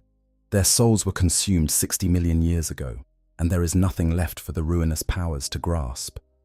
Demonic entities cannot survive in the presence of active null-field matrix technology, which many Necron tomb worlds employ to suppress psychic activity in their vicinity. The warp is actively hostile to Necron interests. Their lack of soul makes them invisible to chaos, in the sense of being uninteresting, but their technological capability to suppress the warp makes them actively dangerous to chaos's preferred methods of attack. What this means is that a Primarch held in Necron stasis is, paradoxically, one of the safest places in the galaxy from a chaos perspective. The very environment that makes extraction by Imperial forces so difficult also makes corruption by chaos essentially impossible. The warp cannot reach into a functioning Necron stasis field. The ruinous powers cannot touch what lies within it. For Nurgle, this is irrelevant. His domain is entropy, and stasis is entropy's opposite. For Slaanesh, the screaming man in Baroque armor represents a note of pure emotional intensity that she/he/they finds aesthetically appealing but cannot access. For Tzinch, the uncertainty of the situation is itself delicious. For Khorne, a Primarch preserved and inactive is a trophy denied. The greatest warriors of the human empire, waiting, and there can be no skulls taken from a being outside time. Then there are the Tyranids. The Tyranid hive mind is aware, in its vast and collective way, as of significant biological concentrations in the galaxy. A Primarch's genetic complexity, the concentrated output of the Emperor's most significant act of biological engineering, would be notable in the hive mind's continual survey of potential material for consumption. It would not necessarily know what it was detecting. It would simply register an unusually complex biological signature in a region of space that is otherwise quiet, and file it for attention when a tendril of a hive fleet passed nearby. And the Tyranids are always passing by. They are always getting closer. This, incidentally, is one of the Silent King's chief concerns. He returned from exile specifically because of the Tyranid threat. If the hive mind were to detect and target the tomb world where a Primarch is held, guess the conflict between the arriving hive fleet and the awakened Necron defenders would be extraordinary, and the Primarch, in stasis, unable to participate, would lie there while the battle of the age played out above them. Part 12. Could the Necrons wake the Primarch? Should they? This is, in many ways, the most philosophically interesting question the scenario raises. A Primarch in stasis is a safe possession for the Necrons. It is a stable situation. Whatever the political implications, whatever the strategic value, the being in the vault is contained and poses no immediate practical problem. Waking them is an entirely different proposition. The practical obstacles are real. A Primarch restored to full consciousness and physical function is not something that the average Necron tomb world is equipped to simply contain. The reanimation protocols and defensive systems are designed to handle opponents of Space Marine caliber at the high end. A Primarch above Space Marines in the same way that Space Marines are above ordinary humans. The power scaling is not linear, it is dimensional. The Primarch would likely be able to breach most containment systems simply by choosing to do so. They have survived worse than Necron stasis fields in most cases. But context matters. A Primarch who woke in a Necron tomb, disoriented, in pain, surrounded by beings they have no established protocol for interacting with no allies present, that Primarch might, in the first moments, be in a genuinely difficult position. The first instinct would be combat. The second instinct, for those Primarchs known for their strategic intelligence, would be assessment. An assessment would reveal some genuinely complex facts. The Necrons, for all their history and their terrifying capabilities, are not the enemies of humanity in the way that chaos is. They are not driven by the desire to corrupt or consume. They are driven by a cold and ancient desire for dominance, for the restoration of their empire, for the reclamation of what was lost. This is not compatible with human civilization in the long run. But in the immediate term, in this moment, in this chamber, the Primarch would recognize that the beings surrounding them have had the opportunity to kill them and have not. A Primarch of sufficient strategic sophistication, Guilliman, obviously, the master administrator, but also the lion who has always been better than his brothers at long-term thinking, would begin to calculate. Well, what do these beings want from me? What can I give them that costs me nothing? What is my leverage here? The Necrons, for their part, would face their own version of this calculation. The Primarch is awake and aware. The advantage of helplessness is gone. What they have instead is a conversation partner of extraordinary intellect and political weight, a being whose word, in certain contexts, could shift the politics of the entire Imperium. Zarek, if he were present for this moment, would be the one to speak first. He is the only Necron whose weight of understanding and authority would be sufficient for this conversation. He would speak not of war and conquest, but of something more fundamental, of two ancient civilizations, both damaged by the events of the deep past, both facing threats in the present that neither can address alone, of the Tyranids, coming for everything, of the Chaos Gods, hungry for the consumption of all consciousness, of the possibility, however strange and unprecedented, of something other than conflict. The Primarch would listen. They would not trust, but they would listen. And in that listening, the impossible might become the negotiable. Part 13. Two kinds of ancient. The conversation that changes everything. Let us construct this meeting more carefully, because it is the pivot point of the entire scenario, and it deserves to be treated with the richness it contains.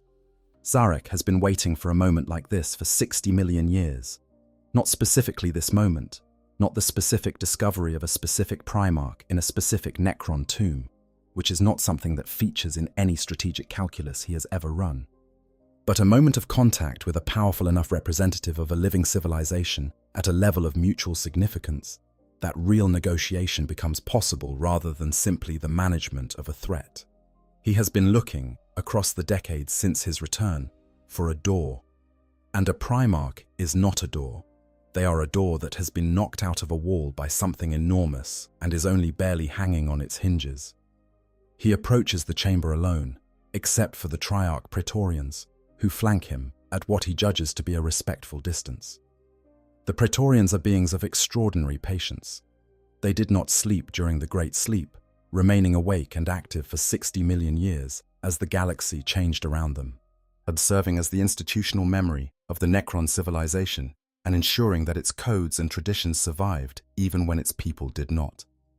They are, in a quiet way, the most ancient beings of genuinely maintained continuous consciousness in the galaxy. They have seen things that make even Sarek's perspective feel limited. The Primarch, if the Necrons have decided to wake them, is sitting, or standing, depending on their inclination and the state of their injuries, in a chamber that has been modified by the cryptex to be somewhat less inherently threatening than a standard Necron war room. This is a small gesture, but Sarek understands the value of small gestures. The ancient Necron courts were built on small gestures and what they signified. He speaks first, as he said he would. Yet he addresses the Primarch not as a prisoner and not as a guest. Both of these frames carry implications he wants to defer, but simply as a being of significance whose presence in this location creates an obligation of conversation. His voice, transmitted through vox speakers of extraordinary quality, carries undertones that are not quite music, but are not quite not music either. The Necron tier were a culture that appreciated tone and resonance, and the finest necrodermis bodies were built to replicate that appreciation in the only way available to beings without souls, through the quality of the signal. What does he say? He tells the truth, or the portion of the truth that is relevant.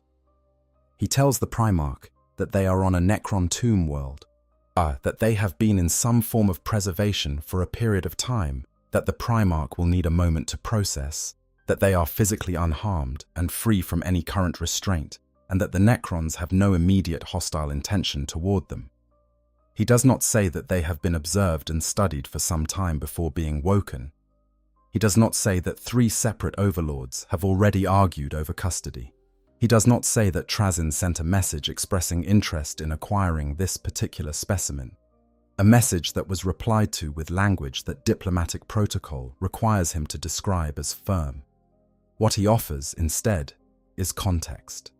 He explains the Tyranid threat, not in Imperial terms, not framed around the Imperium's survival, but framed around what happens to the galaxy's biomass when the hive mind arrives in sufficient force. He explains what the Necrons are doing about it. He explains what he believes needs to happen for the Tyranids to be stopped. Then he is quiet, in the way that beings of his particular kind are quiet, not with the quietness of breath and heartbeat that fills human silence, but with the absolute silence of a machine at rest, waiting with a patience that no organic creature can fully replicate. The Primarch's response, whatever specific form it takes, will include a version of the same question that every Primarch would ask in this situation. What do you want from me? And Sarek, being what he is, tells the truth again. He says, information. He says, perhaps eventually cooperation. And he says, the Necron's dream of reversing biotransference requires organic templates of sufficient complexity, and your biology represents the most sophisticated biological engineering in the history of the human species. I am not proposing a transaction. I am proposing an acknowledgement that we each have things the other needs, and that the galaxy's current situation strongly suggests that 2 civilizations with complementary capabilities and a shared set of existential threats might benefit from a conversation that has never been had before. It is, when you unpack it, an extraordinary offer. Not because it is generous. Sarek is not being generous. He is being strategic. But because it acknowledges the Primarch's agency in a way that a lesser Necron might not. It does not threaten. It does not demand. It opens a space and invites the Primarch into it, treating them as a counterpart rather than an asset.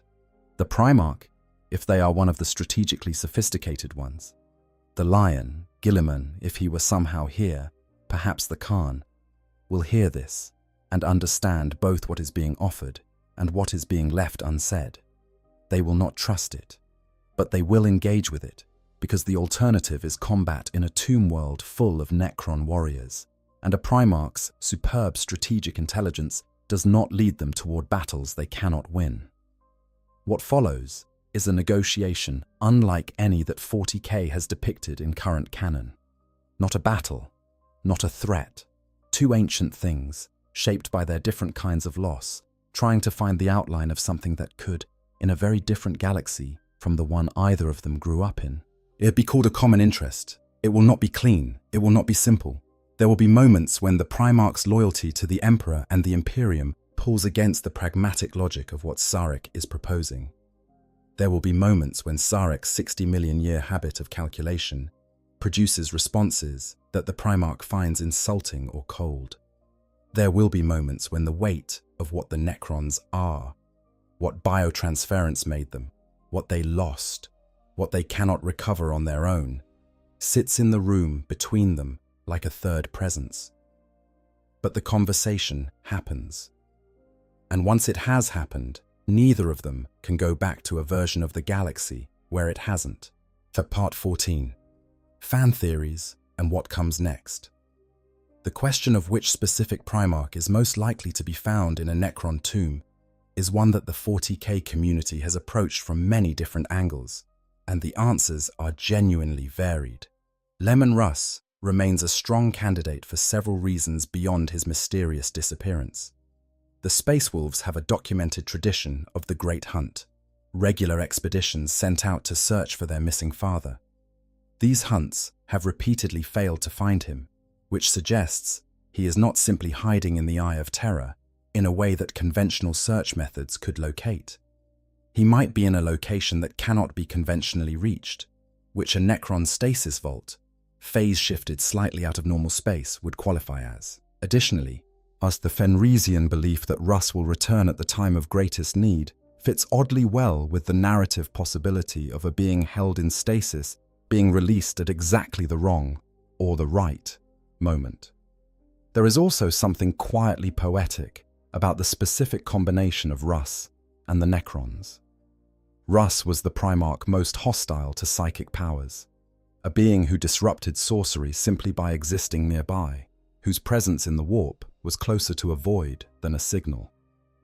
The Necrons, whose tomb worlds are famously hostile to psychic activity, whose technologies suppress warp-based powers as a matter of standard defensive function, share something with Russ in this regard. A Primarch who was resistant to psychic corruption would also be, by some extension of that logic, but resistant to the corruption that claims many beings who linger near warp-active zones. Russ walking into the Eye of Terror and surviving for centuries without becoming a demon spawn is not impossible. His warp resistance is that pronounced. And if he were eventually displaced from the Eye to a dormant tomb world, his own biology might have sustained him through whatever suspension state he found there, waiting for the green light to come back. The discovery of Russ would also have specific and deeply interesting implications for the relationship between the Space Wolves and the Dark Angels. The Lion has returned. The Lion and Russ shared one of the most complex relationships of any brothers in the Primarch fraternity, a competitive rivalry that occasionally erupted into genuine violence, as a mutual respect that neither of them expressed clearly, and a bond forged in the shared experience of being the Emperor's most loyal and capable executioners. If Russ was recovered, the first meeting between the two returned Primarchs would be one of the most narratively charged scenes in current 40K. Jagatai Khan is interesting for a different reason. He entered the webway. Necrons access the webway through dolmen gates, which are devices that create controlled breaches in the webway's structure. The webway and Necron tomb world infrastructure are more connected than they might appear at first glance, and the Khan's journey within the webway could conceivably have led him to a Dolmen Gate connection point. His fate in the webway is unknown enough that this is not specifically contradicted by any established law. Yet the Khan as a recovered Primarch would be uniquely interesting for the White Scars chapter, whose culture he shaped more completely than almost any Primarch shaped their legion. The White Scars are defined by the wind of Chagoris, by the culture of the steppe warrior, by a philosophy of freedom and motion that their Primarch embodied absolutely. The return of the Khan would be experienced as a religious event, a confirmation of everything the chapter had held sacred for 10,000 years. But the Khan would return to a chapter that has been interpreting his legacy without him for all that time, and the interpretations would not always align with the man himself. That tension between the living Primarch and the myth that grew in his absence is one of the more interesting narrative possibilities. Or Vulcan as a candidate for Trazyn's prize carries its own specific appeal. The face contorted in a permanent scream matches the description of a perpetual in mid-resurrection. The process of coming back from death is, by all accounts, deeply unpleasant, and a perpetual caught by a stasis field at exactly that moment would be preserved in the most agonized instant of their resurrection cycle. Trazyn's demonstrated obsession with Vulcan's weapons, the spear of Vulcan, the other artifacts that Vulcan left behind for his chapter to find, adds weight to the theory. Trazyn goes to remarkable lengths to collect the belongings of significant figures. Going to even more remarkable lengths to collect the figure themselves is entirely in character. The two lost Primarchs remain the most dramatic possibility. Yet if one of them was captured during the Great Crusade by an early awakening Necron overlord, and if the Emperor sealed the knowledge because the truth of it, a Primarch lost to the Xenos, alive in a Necron vault, was too destabilizing to become public knowledge in the middle of the most important military campaign in human history, then the circle closes neatly. The lost Primarch has been in Necron custody for 10,000 years, not missing, not destroyed, simply misplaced in a vault that nobody knew to look for. The Necrons woke up. The Overlord who made the original capture is still there, or their records are still there, and the Primarch's continued preservation was simply maintained by the same automated systems that have been maintaining everything else. This version of events also offers a specific narrative payoff that the other theories do not. The revelation that a Primarch's absence from the Imperial record was not a scandal, not a betrayal, not a cosmic accident, but an enemy action that the Imperium never had the ability to respond to. The Emperor knew. He sealed it. And now, 10,000 years later, the seal comes off. Games Workshop has been building towards something with the Primarchs for years. The era Indomitus, which represents the current canonical period of 40,000, has already seen 2 Primarch returns. The pace of these returns is accelerating. The lore is in a place where large changes are happening. The Great Rift, the Primaris Space Marines, the return of key figures, the Silent King's emergence as a galactic player. A Primarch recovered from a Necron tomb would fit perfectly into this moment of escalating stakes. It would add a dimension to the Necron narrative that has been missing. Not just the Necrons as a threat to be overcome, but as a civilization with their own needs and their own tragedy, capable of a kind of interaction with the Imperium that goes beyond battle. It would also, in the specific case of a lost Primarch, answer one of the longest-standing questions in the lore in a way that is simultaneously satisfying and haunting. The answer to what happened to the lost Primarchs turns out to be, they were never lost. They were just in the one place nobody thought to look. The most ancient Xenos vault in the galaxy, on a world that the Imperium passed over because there was nothing there. There was never nothing there. There was something sleeping, preserved by 60 million years of the most sophisticated maintenance technology in galactic history, waiting for the galaxy to be ready for the conversation that follows. The fandom will continue to debate the specifics. That debate is part of the pleasure of this kind of lore. The uncertainty is load-bearing. It generates exactly the kind of creative energy that makes a hobby community feel alive. But the shape of the answer, whatever specific form it takes, will probably look something like this. Old things meeting across a divide that seemed unbridgeable. finding that the divide has a door in it, and neither side quite sure whether to walk through it first. As part 14, what this means for everything. The broader implications. Let us zoom out one final time and look at what this scenario means for the galaxy as a whole, because the reverberations of a discovery like this extend in every direction. For the Imperium of man, a recovered Primarch is a strategic asset of incalculable value, but also a political complication of the First Order. The Imperium is deeply fractured in the current era. The Great Rift has split it in half. Communication across vast distances is disrupted, and the various power centers of the Imperium are not always pulling in the same direction. Guilliman is trying to hold things together with the Ultima Founding and the broader project of the Indomitus Crusade, but his authority is contested in some quarters and simply doesn't reach in others. And a second returned Primarch, particularly a warrior Primarch of significant reputation, could shift the balance in ways that either help or hinder Guilliman's work, depending on which Primarch it is and what their perspective on the current situation is. The politics within the Imperium around a returned Primarch would be ferocious. The ecclesiarchy, the institutional church of the Emperor, would have a complicated relationship with this news. On one level, a returned son of the Emperor would seem to validate everything they preach. On another level, a Primarch returned through the intervention of Xenos technology is not quite the miracle narrative they would prefer. And on a third level, are a Primarch's actual views on the ecclesiarchy, on the state religion that has grown up around the Emperor in the 10,000 years since the Horus Heresy, might be deeply uncomfortable, because the Emperor's original vision was explicitly secular. The imperial truth of the Great Crusade was the rejection of religion, the insistence that science and reason, rather than faith and superstition, should be the foundation of human civilization. The current Imperium is the precise opposite of this, and any Primarch who has been in stasis since before the Horus Heresy would emerge into a galaxy that has done something the Emperor explicitly did not want to happen. The Inquisition would want to question the Primarch extensively before allowing any public knowledge of their return, while the Inquisition's institutional purpose is the preservation of imperial security, and a returned Primarch is a wildcard of the most extreme kind.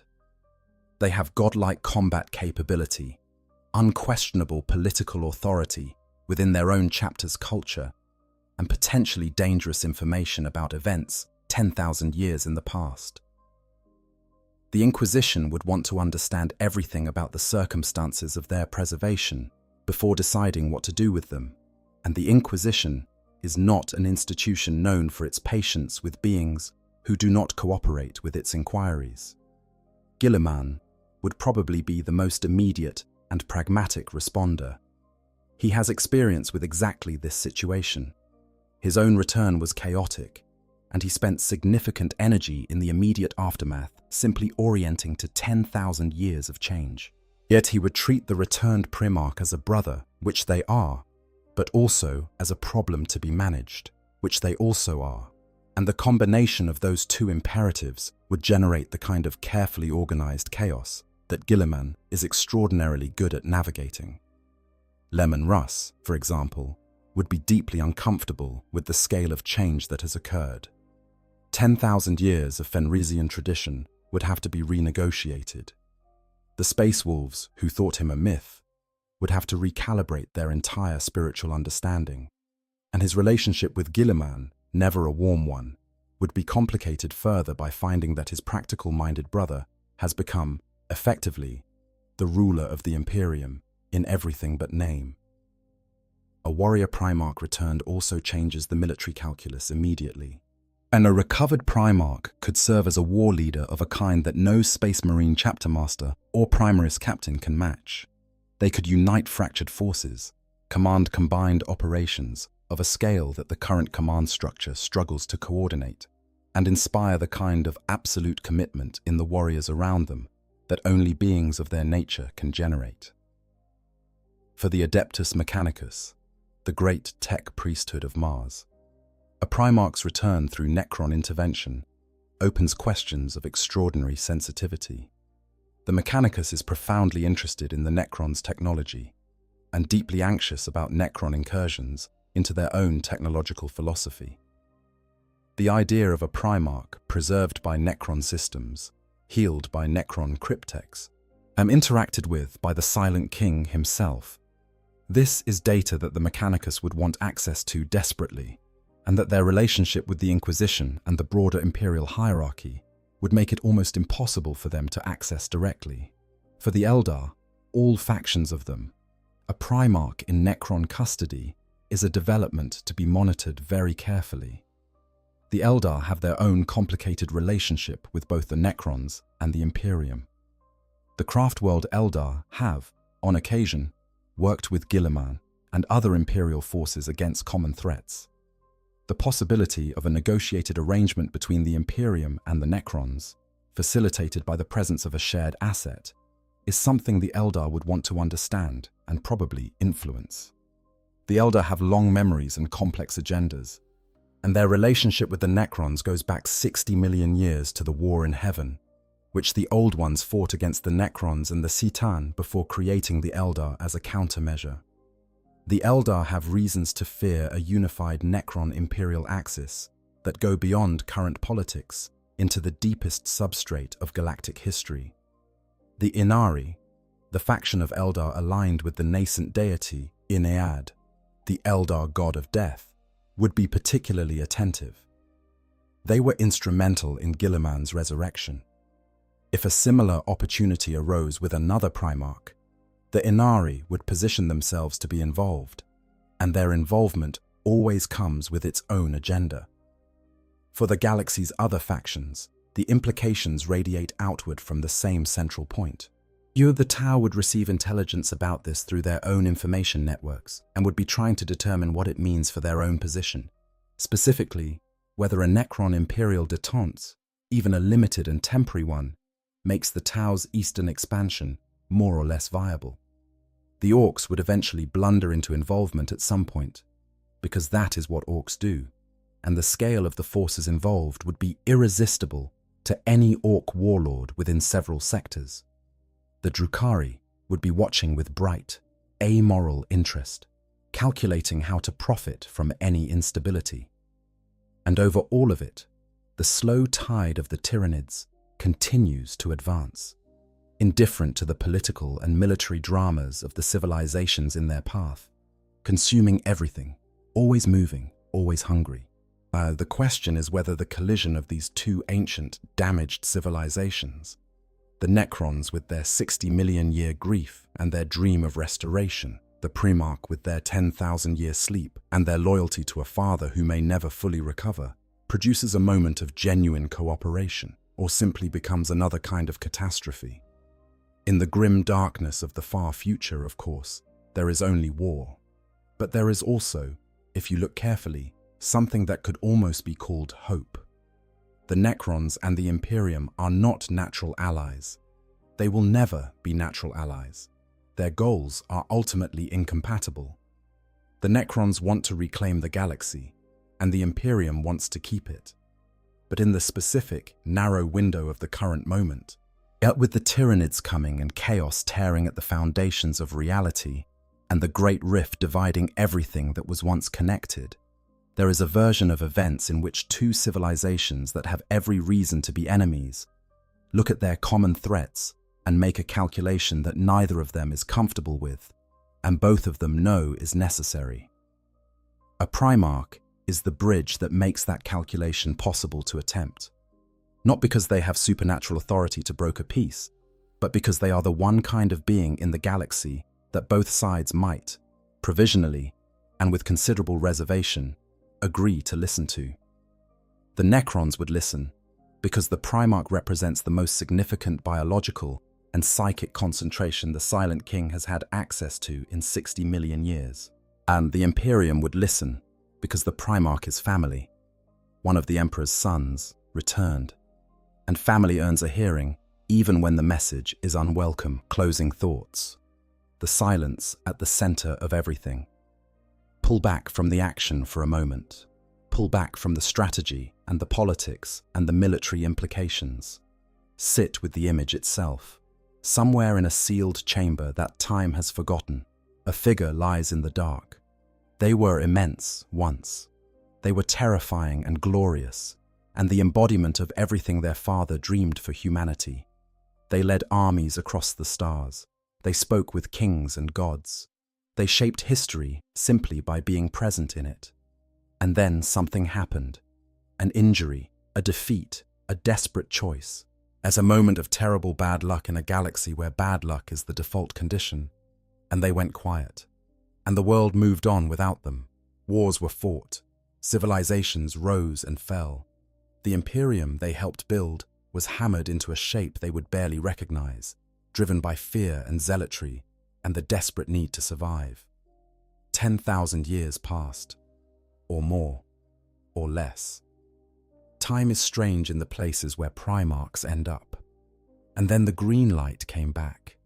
The first light of a Necron tomb awakening is described as a bioluminescent glow, faint at first, bleeding through cracks in the ancient stone. It is the color of old stars seen through heavy atmosphere. It is not warm, but it is unmistakably alive, in whatever sense that word applies to beings who traded their souls for immortality 60 million years ago. Once in the sealed chamber, that light finds the figure on the floor. It illuminates Baroque armor, now dusty but intact. Its decorative work still beautiful in the way that things made with genuine care and pride remain beautiful even after time has tried its best. It illuminates a face, strong, human, sculpted on a scale that ordinary human faces are not quite built for. And it illuminates eyes that are, impossibly, beginning to flicker. The Canoptech Wraith hovers at the entrance to the chamber, watching with its single luminous eye, sending data upward through the command chain to beings who have been waiting for 60 million years and have learned a patience that nothing in the young races can match.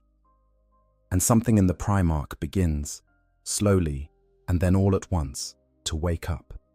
Here is what I find most affecting about this scenario. Well, when I sit with it properly, the Necrons lost something that the Primarch has. The Primarch has been asleep in a place owned by beings who understand, better than any other civilization in history, what it is to sleep for too long and wake up somewhere strange. The Necrons were stripped of their souls and have been trying to find their way back to something that resembles the life they used to have, in the cold and systematic way that beings without souls can try. The Primarch is one of 20 beings in the history of the universe who carry within them a fragment of the most powerful human soul that has ever existed, shaped into a vessel of war and leadership, and who have been sleeping in the dark, waiting for a reason to open their eyes. That is a meeting between two kinds of ancient loss, but not the same loss. They are profoundly different, the grief of the Necrons and the grief of the missing Primarchs. The Necrons lost their interiority to an act of cosmic theft. The Primarchs lost their place in history to the fracture of the Heresy and the different fractures that followed it. But both are beings defined by what they are missing as much as by what they have. Both carry the weight of something enormous that went wrong a very long time ago. And both, when they meet, bring that weight into the room. The Necron tier were mortal people once, who loved and argued and built and burned and were afraid of dying. The Primarchs were god soldiers once, who commanded legions and changed the trajectory of empires, and who are now each in their own way working out how to exist in a galaxy that has moved on without them. Yet the Necron warriors standing in the corridors of the tomb world remember nothing of who they were. The Overlord who commands them remembers some of it, enough to know what they lost, not enough to stop the loss from having already happened. And the Primarch, if they are awake, carries all of it, the full weight of memory and identity and loyalty and grief, intact through the years as if time forgot to touch them on its way through. There is something almost like communion in that, if you look at it from a sufficient distance. The 40K universe is famous for its grimness. The tagline is right there in the name. There is only war.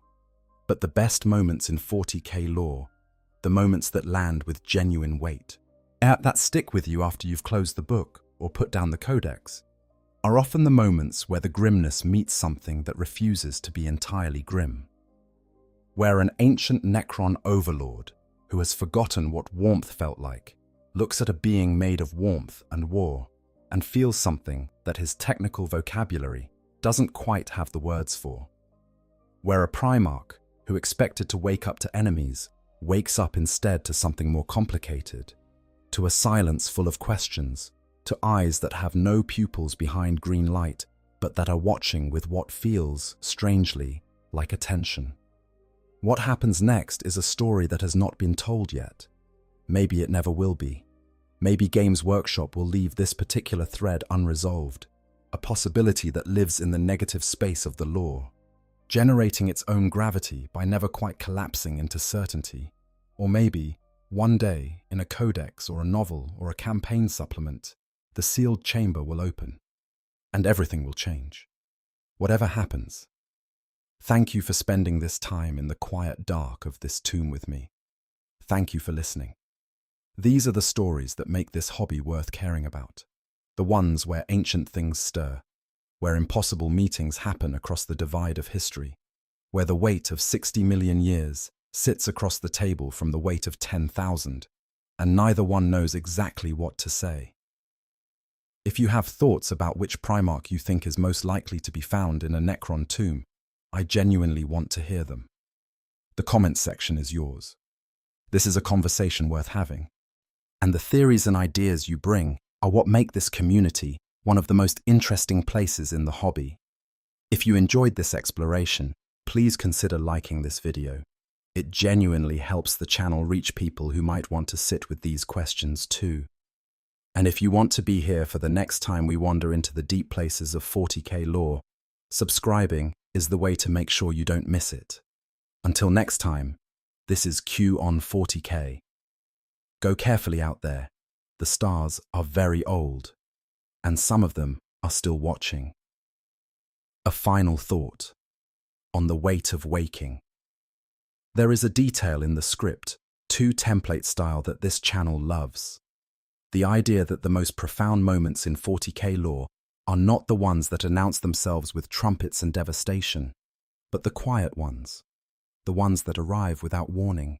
What, in a room where the lighting is wrong and the walls are 60 million years old, and the person who is about to wake up does not yet know that everything has changed. We spend a lot of time in this hobby thinking about the big canvas, the galaxy-spanning wars, the god-level conflicts, the chaos gods and their schemes, the Tyranid fleets blotting out the stars. And all of that is worth thinking about. But the weight of the big canvas is always carried by the small moments. The conversation in the sealed chamber, the Canoptech wraith hovering at the entrance, sending its data upward, not understanding what it has found. The Overlord going still. What makes the Necron Primarch scenario so compelling, I think, is that it forces both sides to be people before they are factions. What the Necrons are not simply an army of silver robots with Gauss weapons, when you understand where they came from. They are the survivors of the worst trade in galactic history, beings who gave up everything warm and living about themselves in exchange for immortality, and spent 60 million years realizing that the exchange was worse than the alternative. The Primarchs are not simply very large space marines, when you understand what they are. They are 20 pieces of something the Emperor reached into the warp to build, living experiments in what humanity could be at its most complete, each one carrying within them a different facet of a father they never fully understood. When those two things meet, in a sealed chamber beneath a dead world, and with the green light bleeding through the cracks and the galaxy busy dying above them in its own spectacular fashion, something happens that the 40K setting does not normally have room for. Something that is less like war and more like recognition. I do not know if Games Workshop will ever tell this story explicitly. The beauty of the Trazyn mystery, the beauty of the missing Primarchs, the beauty of the Necron's own unresolved grief. All of it exists partly because it has not been closed. Open questions generate a kind of gravity that answered ones cannot sustain. The lore is richer for the silence around these things than it would be for the noise of an explanation. But we can sit with the silence. We can explore what it contains. We can think about the Canoptech wraith in the corridor, the data moving up through the command chain, whereas the Overlord going still in the way that only machines can go still, and the Cryptech reading the sensor output twice because the first reading made no sense.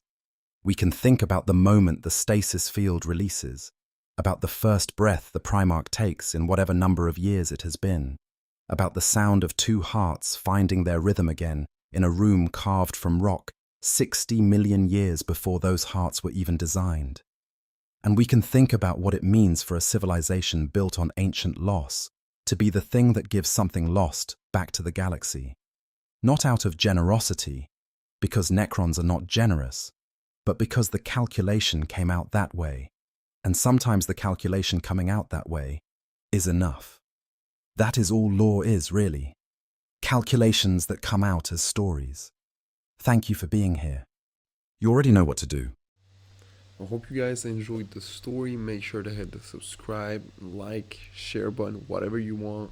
Give me some feedback if there's any. And yeah, sleep well.